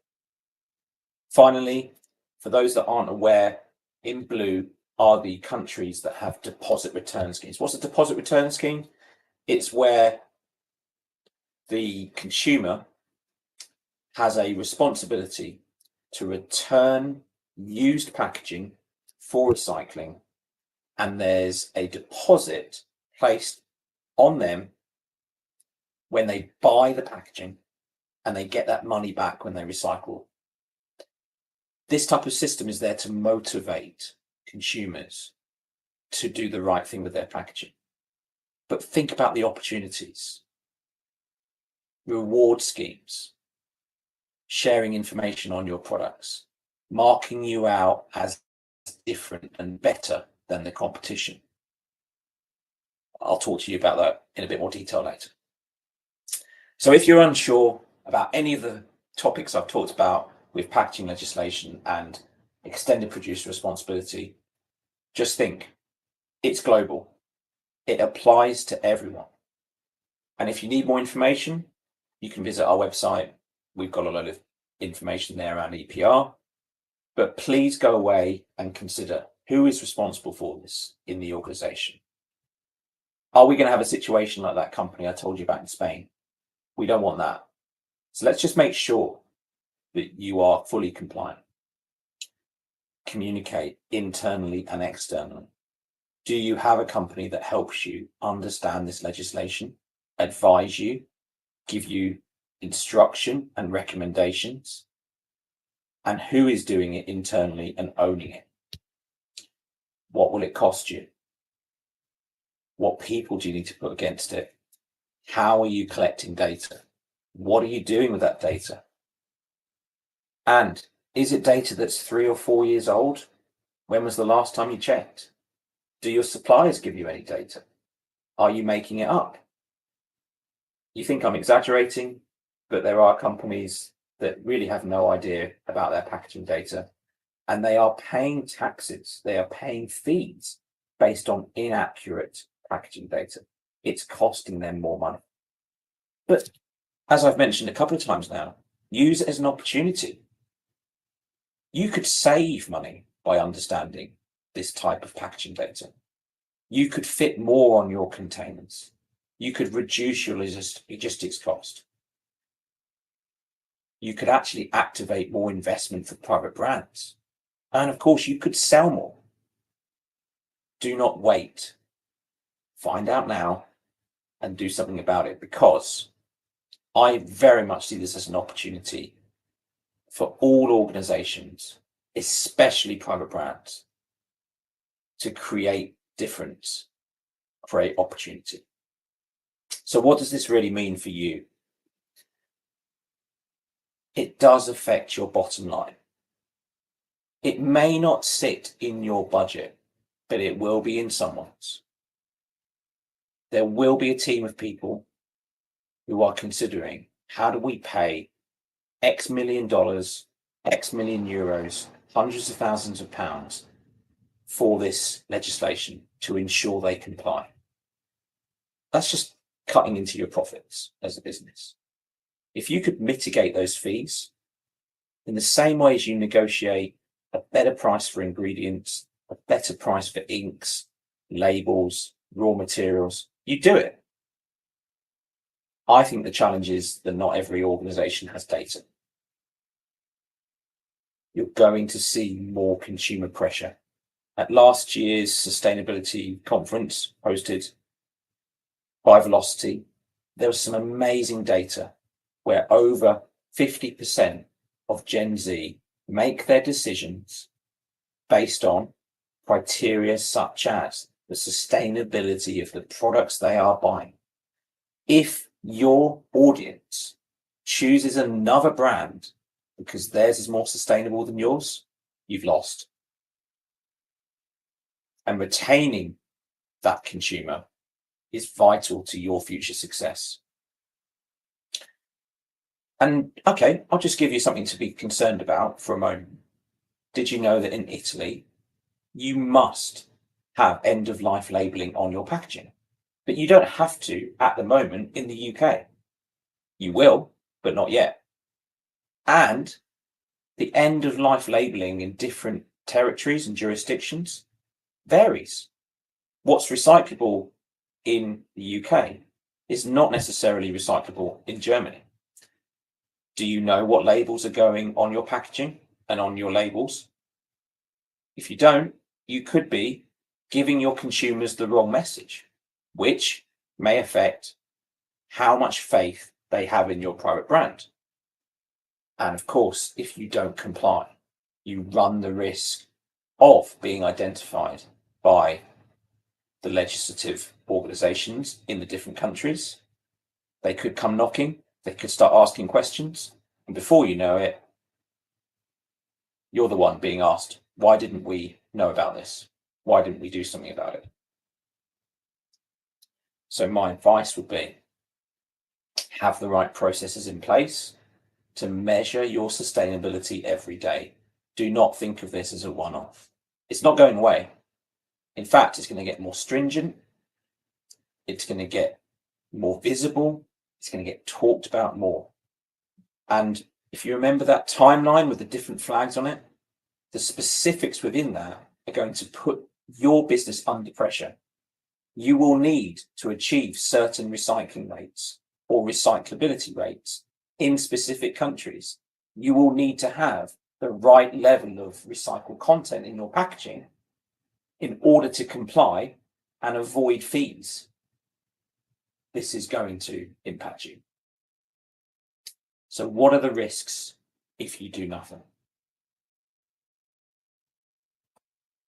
Put it bluntly, you will lose market share to your rivals or national brands.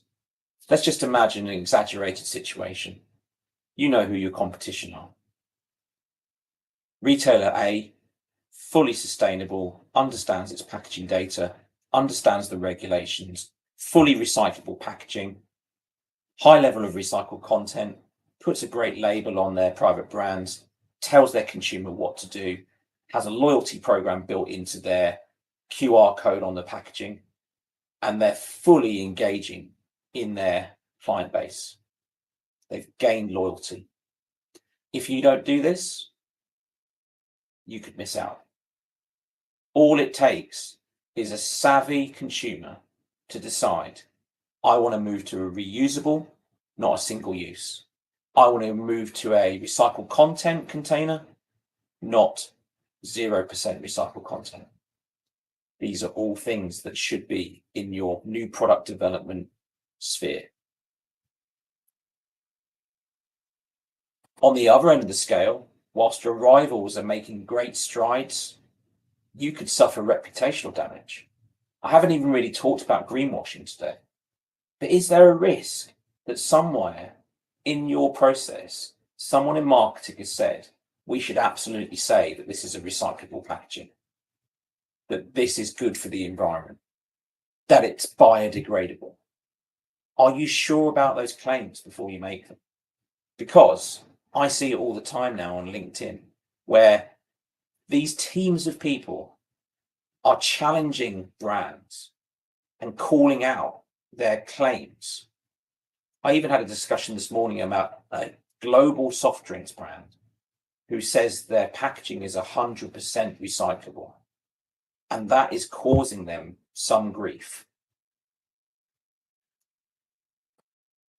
We're going even further now. You could be fined or prosecuted as a business. There was an organization in the dairy industry who made claims about their packaging, about how it was sustainable, and then they got fined over $20 million because they weren't telling the truth. So it can go in either direction here.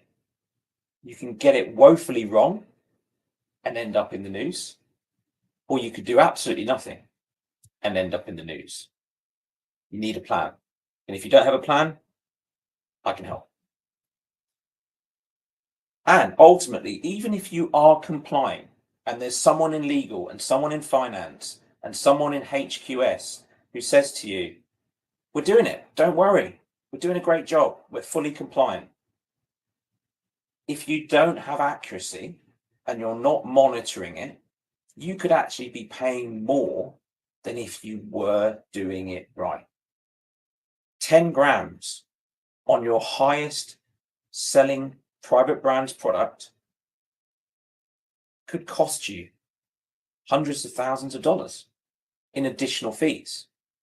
So what is the correct weight? As an example, I'm working with a major European and North American grocer. They've asked us to weigh every single plastic component in their private brands portfolio to 2 decimal points because they want to ensure accuracy. There are organizations out there doing this. And if you're not, then you're already behind. How do we turn these challenges into an opportunity? I did promise you we'll talk positively, right? Like I said before, your customers, whether you know or not, want to buy sustainable products and packaging. They may not tell you to your face, but they're thinking it. They want clarity. They want to believe in the brand. They want to have loyalty. But they will start making decisions based on sustainability if they aren't already. Your shareholders and investors will be activated by sustainability. That's why we see the biggest brands in the world making plans and targets which are centered on sustainability. If you're not, that's a choice. Great. But I think you could actually be missing an opportunity. And let's be honest, we do want to help the planet. I think we all do, right? I won't say that I'm what we call in the UK a tree hugger, right? I don't go outside all the time trying to find ways to change the world. But I think we all want to live on a planet that is enriched, fruitful, and enjoyable. So what are we doing about it? So that's me appealing to your moral side. And let's look at brand positivity. We're seeing organizations win fantastic awards for the design of their packaging. Just over with Christopher in Charlotte, seeing tens and tens of awards being given out, the Vertex Awards, which are fantastic. What about sustainability pioneers? What are you doing to win awards for your sustainability messaging and your efforts to reduce your packaging? That's the next step. And of course, like I said with my example, right, you could differentiate yourselves from the competition. Who is your competition? How are you going to beat them? This is another angle for you. Yes, quality of product. Yes, price. Yes, right first time. Yes, sustainability. Why not? So, nearly finished. Let's summarize. Consider the following, okay? I'm going to get off my soapbox, but think about the regulations. Think about how you're perceived. Is your company a responsible company? How are we mitigating the impact of our packaging and saving money? Because it's all possible. And like I said, use this as an opportunity. If you remember me for one thing, yeah, I'm quite good at nagging, right? But could you reconsider how you view and use your packaging? Maybe there's areas within your process that could be more efficient or effective or more sustainable. Do you have good data? Do you have any data? And what are you doing with it? But we all want to be in more control of our destiny as an organization. Like I say, you would not sell a product if you didn't know what was in it. So let's not forget packaging. Let's not forget that packaging has an impact on buying decisions and our environment. And if you would like to be more nimble as an organization and understand what you could do to affect a positive change, you're going to need data. So very quickly, before I finish, if you need more help, we have a platform that's used by the likes of Walmart, Amazon, Whole Foods, and many CPGs to manage their packaging data in one place and do some pretty amazing things with it. Because what it does is it understands all of the stuff I've talked about today, all the legislation, all the risks. It mitigates that. It helps you. It drives your success so that you can be the best company. And it will give you that peace of mind. So when you come off from watching this, you think, right, I might see Trevor around, and next time I see him, maybe at Phoenix, he'll ask me a question. How do we go about doing this? How can I, as a private brands leader, make a difference? Let's manage your risk. Let's mitigate your cost. Let's drive your private brands forwards so that you are able to retain or improve your market position in years to come. Thanks very much for listening. Appreciate it.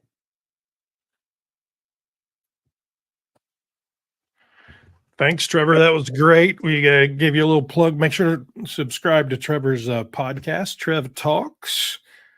Let's see. We'll drop the presentation there. So a couple of questions, because there were some nuggets in there that I was intrigued by. So let's start with the business questions, though. Aura is a cloud-based software model that helps me track all of the pieces and parts of my packaging so that I can understand my sustainability. Is that correct? It's very well put, Chris. Yeah, eHalo, which is part of the Aura technology solution. eHalo does all of that. It's cloud-based. It can link to existing systems. It's very easy to use. It's there to make it really easy for your suppliers to give you data and for you to interpret it. So I send out a link to 52,000 suppliers. They input all of their data, and I have access to pull reports and. Exactly that. And like I was just talking to an organization this morning about utilizing their dashboards. We've now got carbon data in the dashboards as well. So we're now able to provide them with a scope 3 analysis. There are organizations out there that are wondering, how do we reduce or manage our scope 3? It's all in there for packaging within eHalo. Well, so I'm intrigued though, the plastic or the weighing all the plastic, how are you facilitating that?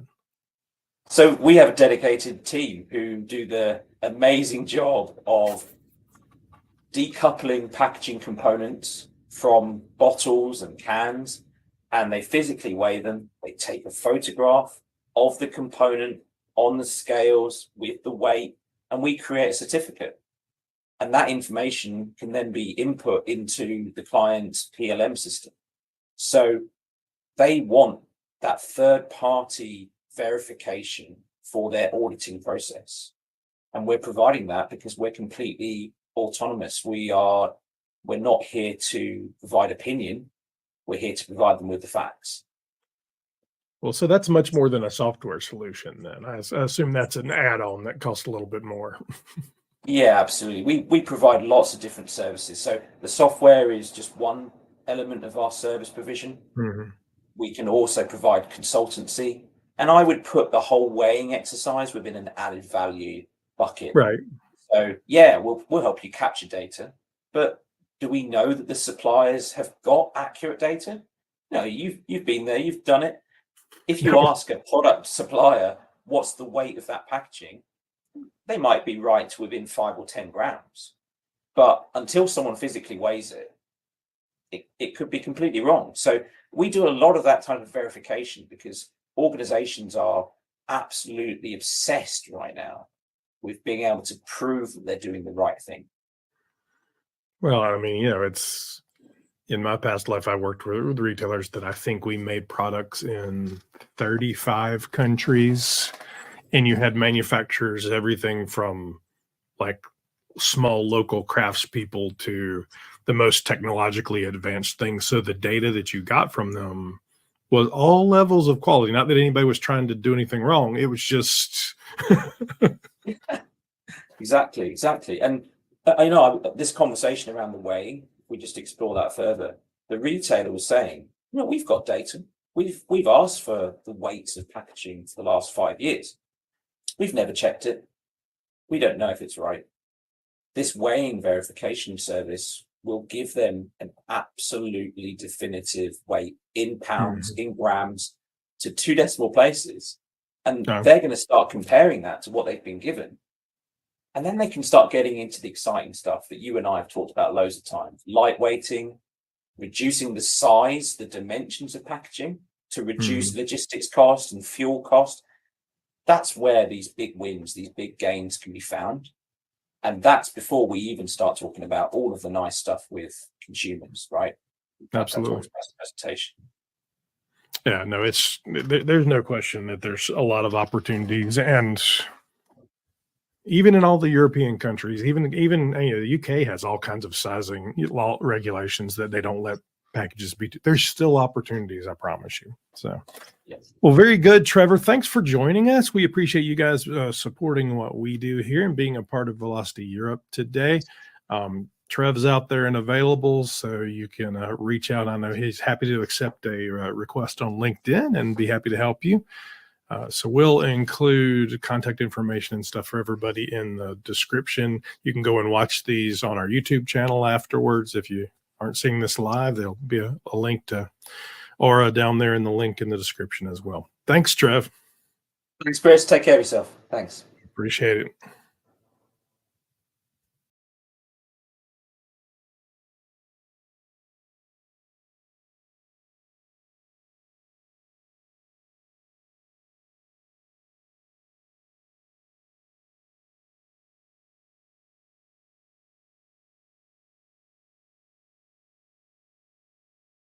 From Fair Trade. Paul Rice has actually spoken at the conference here in Charlotte several times and did some virtual stuff with us during the unpleasantness of COVID. So we're excited to have him back. He'll also be speaking in Phoenix, Arizona at our Sustainability Summit in October. So if you don't already have tickets to that, join us. Phoenix is a great place in October. Should be perfect weather. We'll have a band outside for a party that night. It'll be fabulous. Paul, thanks for joining us. Oh, Chris, thank you so much for having me back. It's great to see you again. And I'm just so grateful for the opportunity to connect with your audience and get in conversation today.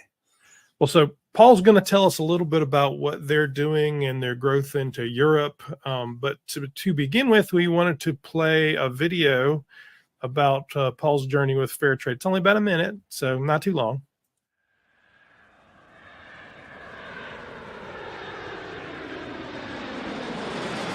My fair trade journey began with the tender age of 22. I bought a one-way ticket to Nicaragua and went to work with farmers. I worked on projects that were well-funded by international aid agencies. But the projects that I worked on anyway didn't help farmers learn to navigate the global market. And so I grew really disillusioned with that approach. In the summer of 1990, I heard about these crazy people who called themselves fair traders. Their whole approach was, how do we ensure that farmers get a fair price for their harvest and for all their hard work and have a chance to improve their lives that way? So in the summer of 1990, I started Nicaragua's first fair trade co-op. And as a result, that initiative grew really fast. We were able to spark a revolution. It's pretty interesting, Paul. So I'm going to drop off and let you do your thing. Thank you so much, Chris. So you've met Pablo. I'm Paul.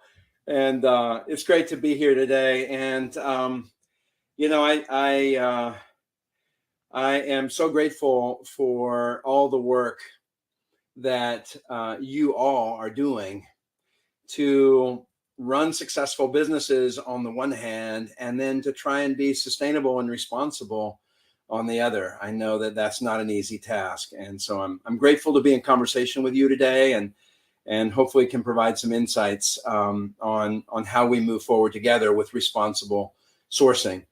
You know, it's interesting because responsible sourcing in the past has largely been voluntary, hasn't it? Right? Companies deciding that either because of the values of the company or because of the demands of consumers, we needed to do things in the supply chain to make them more sustainable and responsible and ethical. And what we're seeing today very rapidly is a move from voluntary compliance with responsible sourcing ideas to one that is increasingly mandatory. I know you all are looking perhaps with concern at the EUDR, the European Union deforestation regulations, EU deforestation regulations, also at due diligence legislation that's coming down the pike, which together will put the onus on industry to demonstrate that key products like coffee and cocoa and others don't have deforestation and child labor and slave labor in the production of those products. So it's a very interesting transition period, I would say. If we look at the last 20 years of sourcing practices and the emergence of responsible sourcing as a voluntary movement, of which many of you have been pioneers, by the way, and leaders. The last 20 years, largely voluntary. The next 20 years, moving increasingly toward a mandatory framework, either governments demanding it or our consumers. Millennials and Gen Z have very high expectations of us, don't they? In terms of what brands and retailers are assuring us of around social and environmental outcomes. So I know that you all are familiar with the idea of fair trade.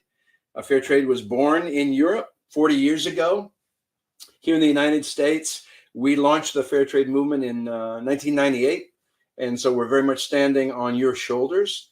But I'm going to talk today about ethical sourcing, responsible sourcing as a meta movement, and fair trade as a part of that.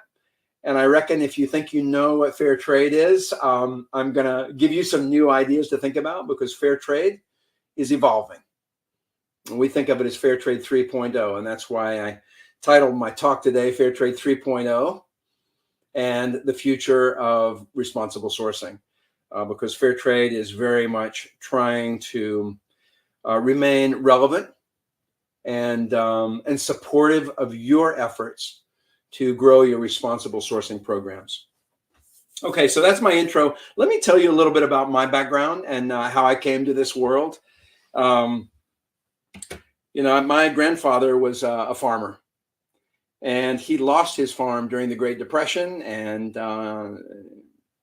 my mother grew up in poverty. And so I heard those stories as a kid, my mom talking about going hungry and going to bed hungry at night, and how hard life on the farm was. So I have always felt a deep sense of empathy and sympathy for farming families. And so as you heard in the video, after university, I went to Nicaragua to work with farmers, and I thought I would stay for a year. I ended up staying for 11 years. During that time, I was known as Pablo, becoming Pablo. I lived way up in the mountains and spent all day, every day working with farmers, organizing cooperatives. And it was during that time that I came to discover or hear about, I should say, the fair trade movement in Europe. In the UK in particular, and in Switzerland and the Netherlands, and people who saw trade as an alternative to aid. And the notion was, if we pay farmers a fair price for what they grow, they won't need our charity. And I thought this was a powerful idea. And so in the summer of 1990, I organized this co-op. We started with 24 families growing coffee. Over the next 4 years, we organized over 3,000 families throughout northern Nicaragua. And the co-op allowed these farmers to create economies of scale. So these farmers were very small farmers, maybe 1 hectare of coffee each. So alone, they were in many ways the victims of money lenders and of coffee middlemen.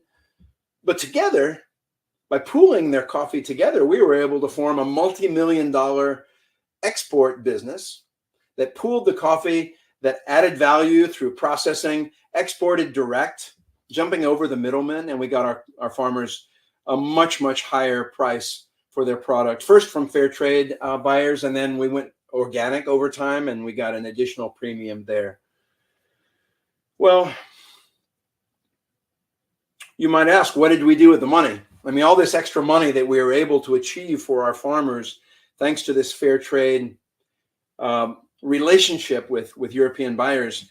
And I'll tell you, first of all, we were able to help farmers stay on the land. Here in the United States, and in Europe too, for that matter, I know that immigration is very much a topic of conversation in politics and in the public. Here in the United States, it's political football. And, you know, the reality is most people leave home for poverty, because of poverty. Certainly that is the case with Latin Americans who are trying to come to the United States. They're fleeing poverty. And so if we can help them achieve a sustainable living where they live, most people will stay home. And that was the case in Nicaragua during the 1990s. It was a time of tremendous poverty and outward migration toward the United States. Our farmers stayed home because they saw a future to farming in Nicaragua. What else did we do with the money? You know what? We invested in so many community development projects, healthcare programs, vaccination programs. We dug wells and brought clean drinking water into our villages for the first time. Rather than waiting for government to come and solve the problem for us, we dug our own wells. And of course, when you bring clean drinking water into villages, your health indicators go up. We help people with housing projects. We ran reforestation programs to reforest hillsides that had been deforested by transnational lumber companies a generation earlier. We invested in productivity, helping farmers develop more sustainable and productive high yield techniques. We invested in education. We created a scholarship program, only $200 US per year. That's what it used to cost to keep a kid in school. That was the cost of uniforms and shoes and bus money and school supplies. $200 a year to keep kids in school, often through high school and beyond into college. My buddy Santiago Rivera and his daughter Yolanda are a great example of this. Yolanda was, so Santiago joined the co-op in 1991.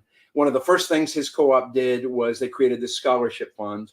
And his daughter Yolanda, which we see there in the picture, she was the first girl in the history of that entire community to graduate from high school. And she went on to the university, again, thanks to this Fair Trade scholarship program that her community had set up.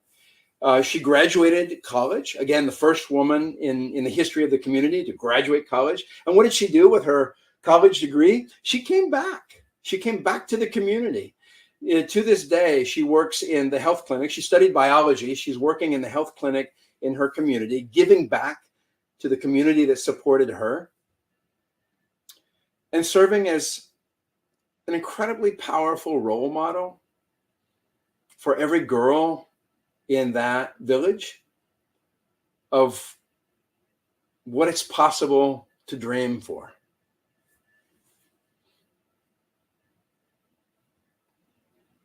So,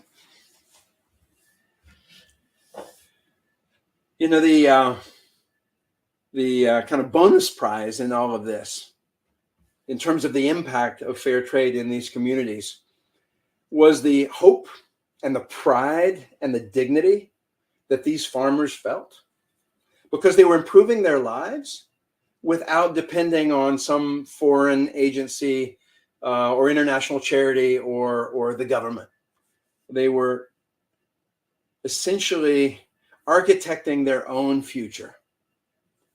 And it's one of the things that I love about responsible sourcing and fair trade is it's not top-down charity. It's a community getting organized and changing its own path through its own efforts. So, hey, it changed their lives. It changed mine forever. And after 11 years in the field, I decided that my duty was to come home and take the experience that you all pioneered in Europe and see if we could translate it to the United States. So I didn't invent fair trade, but I brought fair trade to the US. And here we are 25 years later. We launched in 1998, and our organization, Fair Trade Certified, is now 25 years old, and we've been able to accomplish a lot in terms of impact for both industry, consumers, and farmers and workers over that time. So let me explain just for a second what the organization that I run does. Fair Trade Certified is a nonprofit. Our mission is to alleviate poverty and improve livelihoods, promote sustainable development, protect the environment, and we do that through fair trade certification. So we develop the standards for fair trade, and then we audit and certify farms and factories that meet the standard. And here are a few numbers that I'll share. To date, we're working with about 1.6 million farmers and workers and their families in 51 countries around the world. We started in Africa, Asia, and Latin America, and that is still where most of our focus is. And you all know this. Historically, fair trade is focused on what we used to call the third world or emerging markets, where poverty is relatively greater. However, important to note, 6 years ago, we started certifying farms and factories in both North America as well as Europe. And that's important because I've heard from both US retailers as well as European retailers that there's a growing awareness around labor issues and human rights issues in the fields of the United States and in the fields of Spain and other countries in Europe as well. So we are now certifying farms and factories in Europe and North America. Our industry base, if you will, the companies that we work with, 1,500 companies now, large and small, from global brands like Nespresso to small local brands across 40 different product categories, from coffee and tea to sugar and chocolate, but also categories that are relatively new. We certify dozens of different kinds of fruits and vegetables. We certify seafood, addressing the social issues in the seafood industry. Marine Stewardship Council does a great job on the environmental side, but they don't look at social. So we're focusing on the social side of the fishing industry.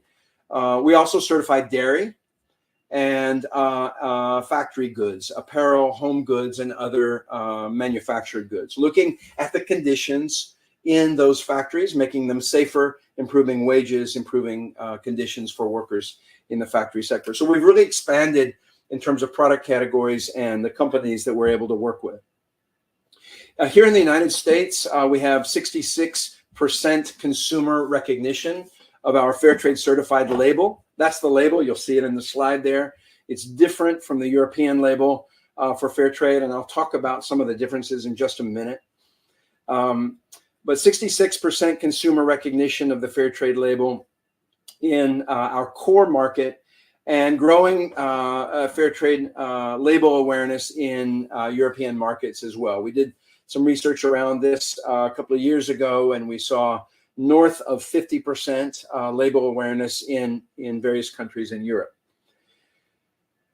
One last number that I'll share, you know, we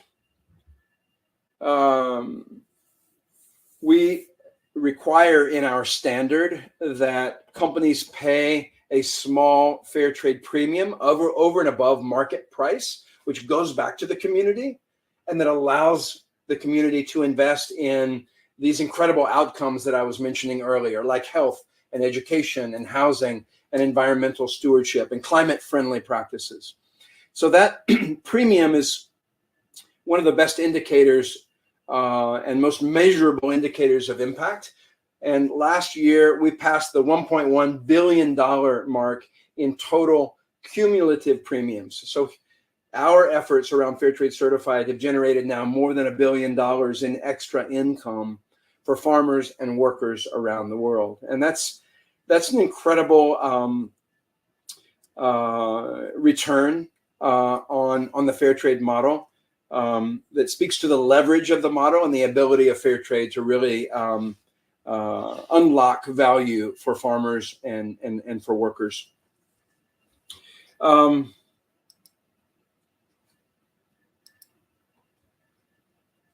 I mentioned the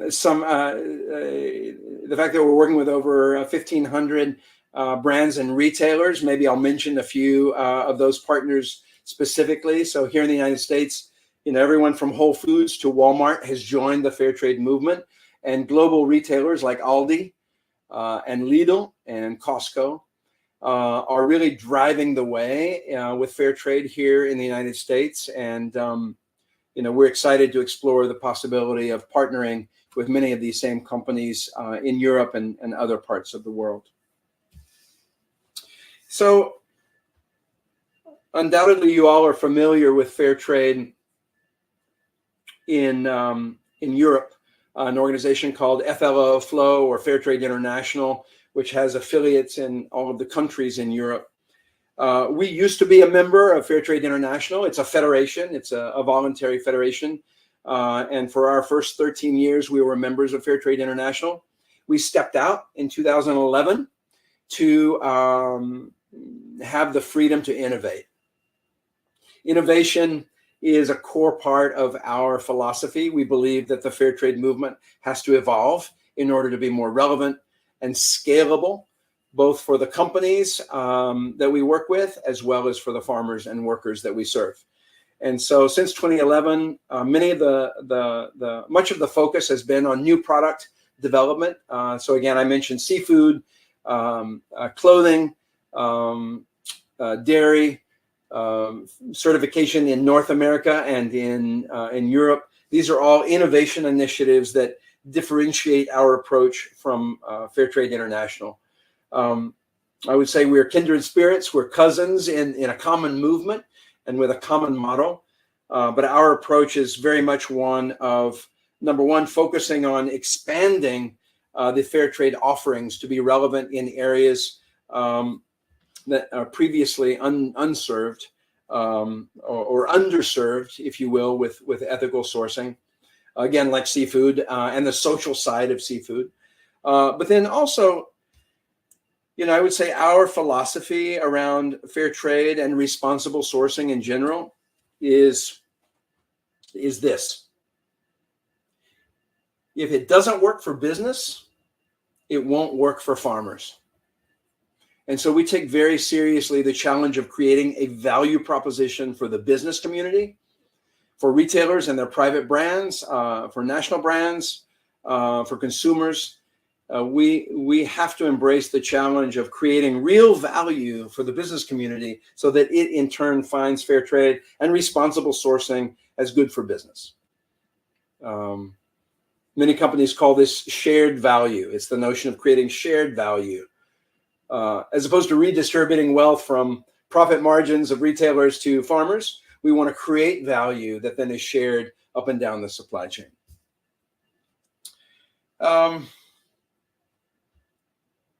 Maybe I'll tell one more quick impact story from our seafood work.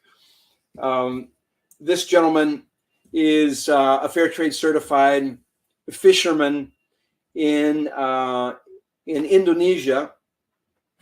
He harvests tuna, skipjack tuna. His product is actually sold in Germany today with our fair trade certified label. He is one of several thousand small fishermen who, are family fishermen. They fish off these small boats. It's a hook and line fishing, not net fishing. So it's very environmentally sustainable. But their lives are challenged. They live very humble lives, and they have challenges that fair trade has been able to help them address. In some of the communities, they have invested in, again, scholarship programs and other programs supporting their children. They have also invested in clean water. So on many of these islands, access to clean water has been a real challenge. And so typically what fishermen will do is they will buy bottled water when they go out to sea, which of course then creates plastic pollution. And there's a real understanding in these islands, a growing understanding around plastic pollution and a desire to reduce that. So in this particular fishing cooperative, they invested in potable water at the dock, and they distributed larger water tanks to all the fishermen so that they could refill their tanks go out on the seas with clean water, but without having to resort to single-use plastics. So a neat story, both from a livelihood perspective and from an environmental perspective.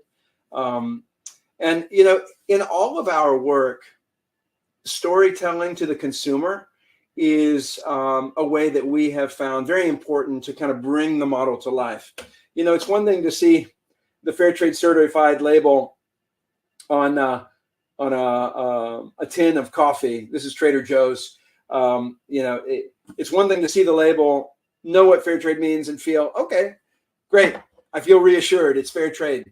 It's another thing to be able to provide access to data and content, and to give consumers the ability to scan a QR code on a package and connect to the story that I just told about impact in fishing villages in Indonesia and the Maldives.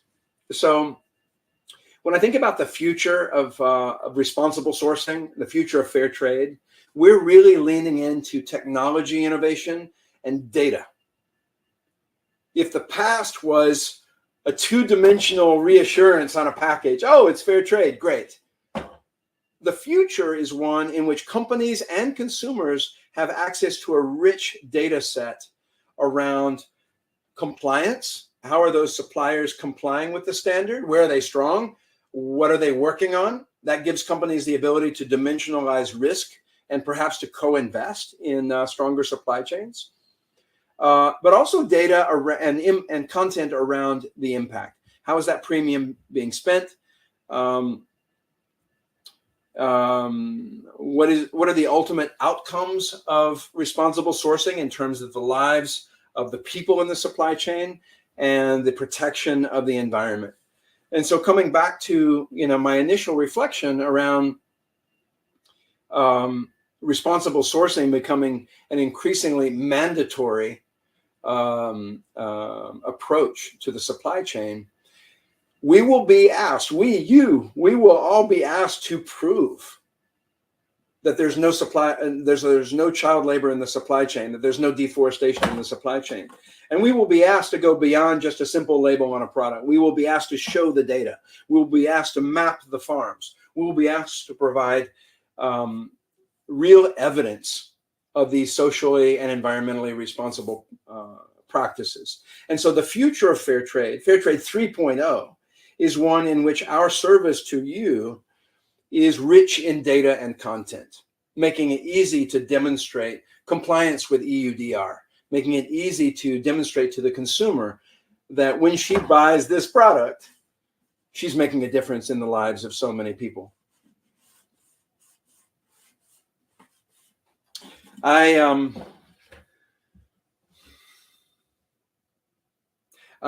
aware that we are all living in a challenging time since COVID, that the disruption in supply chains and the macroeconomic headwinds created by COVID, the inflation that we're all facing today, it makes it challenging to have the bandwidth and the margin in our products to think about responsible sourcing, to think about fair trade. I mean, I talk to companies every day, and I hear it over and over again. In an inflationary environment, how can you ask us to add cost? How can you ask us to pay more for seafood or for tomatoes in order to make that product fair trade? And the answer is, again, shared value. It's not a cost, it's an investment in a supply chain that will be more reliable and more secure during times of supply chain disruption, and that will allow us to engage the consumer, and especially the millennial and the Gen Z consumer, in a much more effective way, because we know those consumers are voting with their euros and they're choosing products that are consistent with their values. They're choosing products that are socially and environmentally responsible. And so as leaders of private brands, we have an opportunity to cement the success of those brands in the marketplace by speaking to this consumer, by getting ahead of the trend, and by demonstrating that actually private brands have the ability to deliver a more sustainable and responsible product without raising costs. So that's my challenge. Let's figure that out, and let's figure it out together. Thank you again so much for everything you all are doing to bring purpose and profit together, to bring purpose to our businesses. It's a privilege to get to partner with you. And if Fairtrade Certified can be of support to you in any way, please call on us. Thank you very much. Thank you, Paul. That was awesome.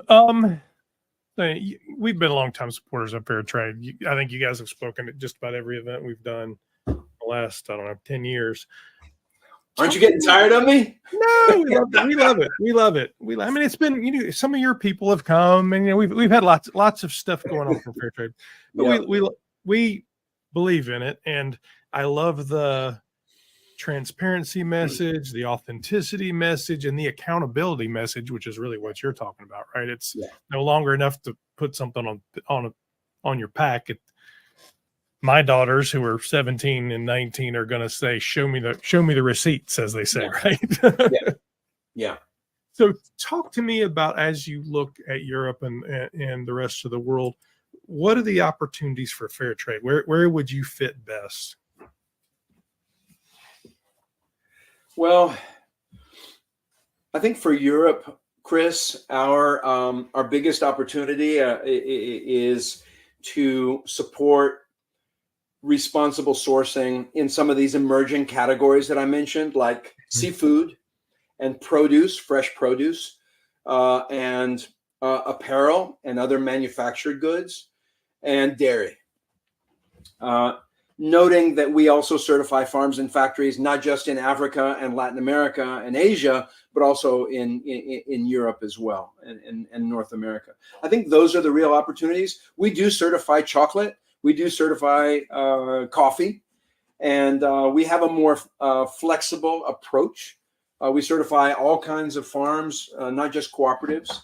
So I think there's value add opportunities there. I was recently in Europe, and I had a chance to walk stores in London, in Paris, in Zurich, and honestly, I didn't see as much fair trade on the shelves as possible, as I had expected. Consumer awareness of fair trade in Europe is around 90%. It's been around a long time. It's highly regarded. It's highly respected. So 90% consumer awareness of the concept of fair trade, but actually a relatively small representation on the shelves. And so I can't help but think that, especially in private brands, we could have a real opportunity to innovate and to make fair trade more relevant on private brands in Europe than perhaps has been done in the past. I think that's an exciting opportunity. Well, thank you for joining us, Paul. It's been great. We appreciate you joining us again. I'm sure if anybody has any questions, actually, all of this will be available on our YouTube channel. I'll make sure to put links to Fairtrade and some of the contacts there so you can reach out. Paul has an entire team that would be happy to work with you and really make sure that we're helping the environment and helping you grow your business. Yeah.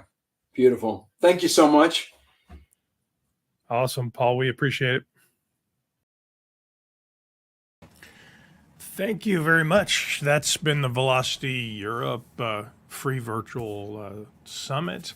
We appreciate you joining us from around the world. And if you haven't had an opportunity to watch this live, make sure to catch it in the replay on YouTube. And as always, I'm Christopher Durham from the Velocity Institute. Please make sure to join us every week when my wife Lorraine and I stream live to YouTube and LinkedIn and give you the latest and greatest news for private brands from around the world. Thank you very much. And please let us know if there's anything we can do for you.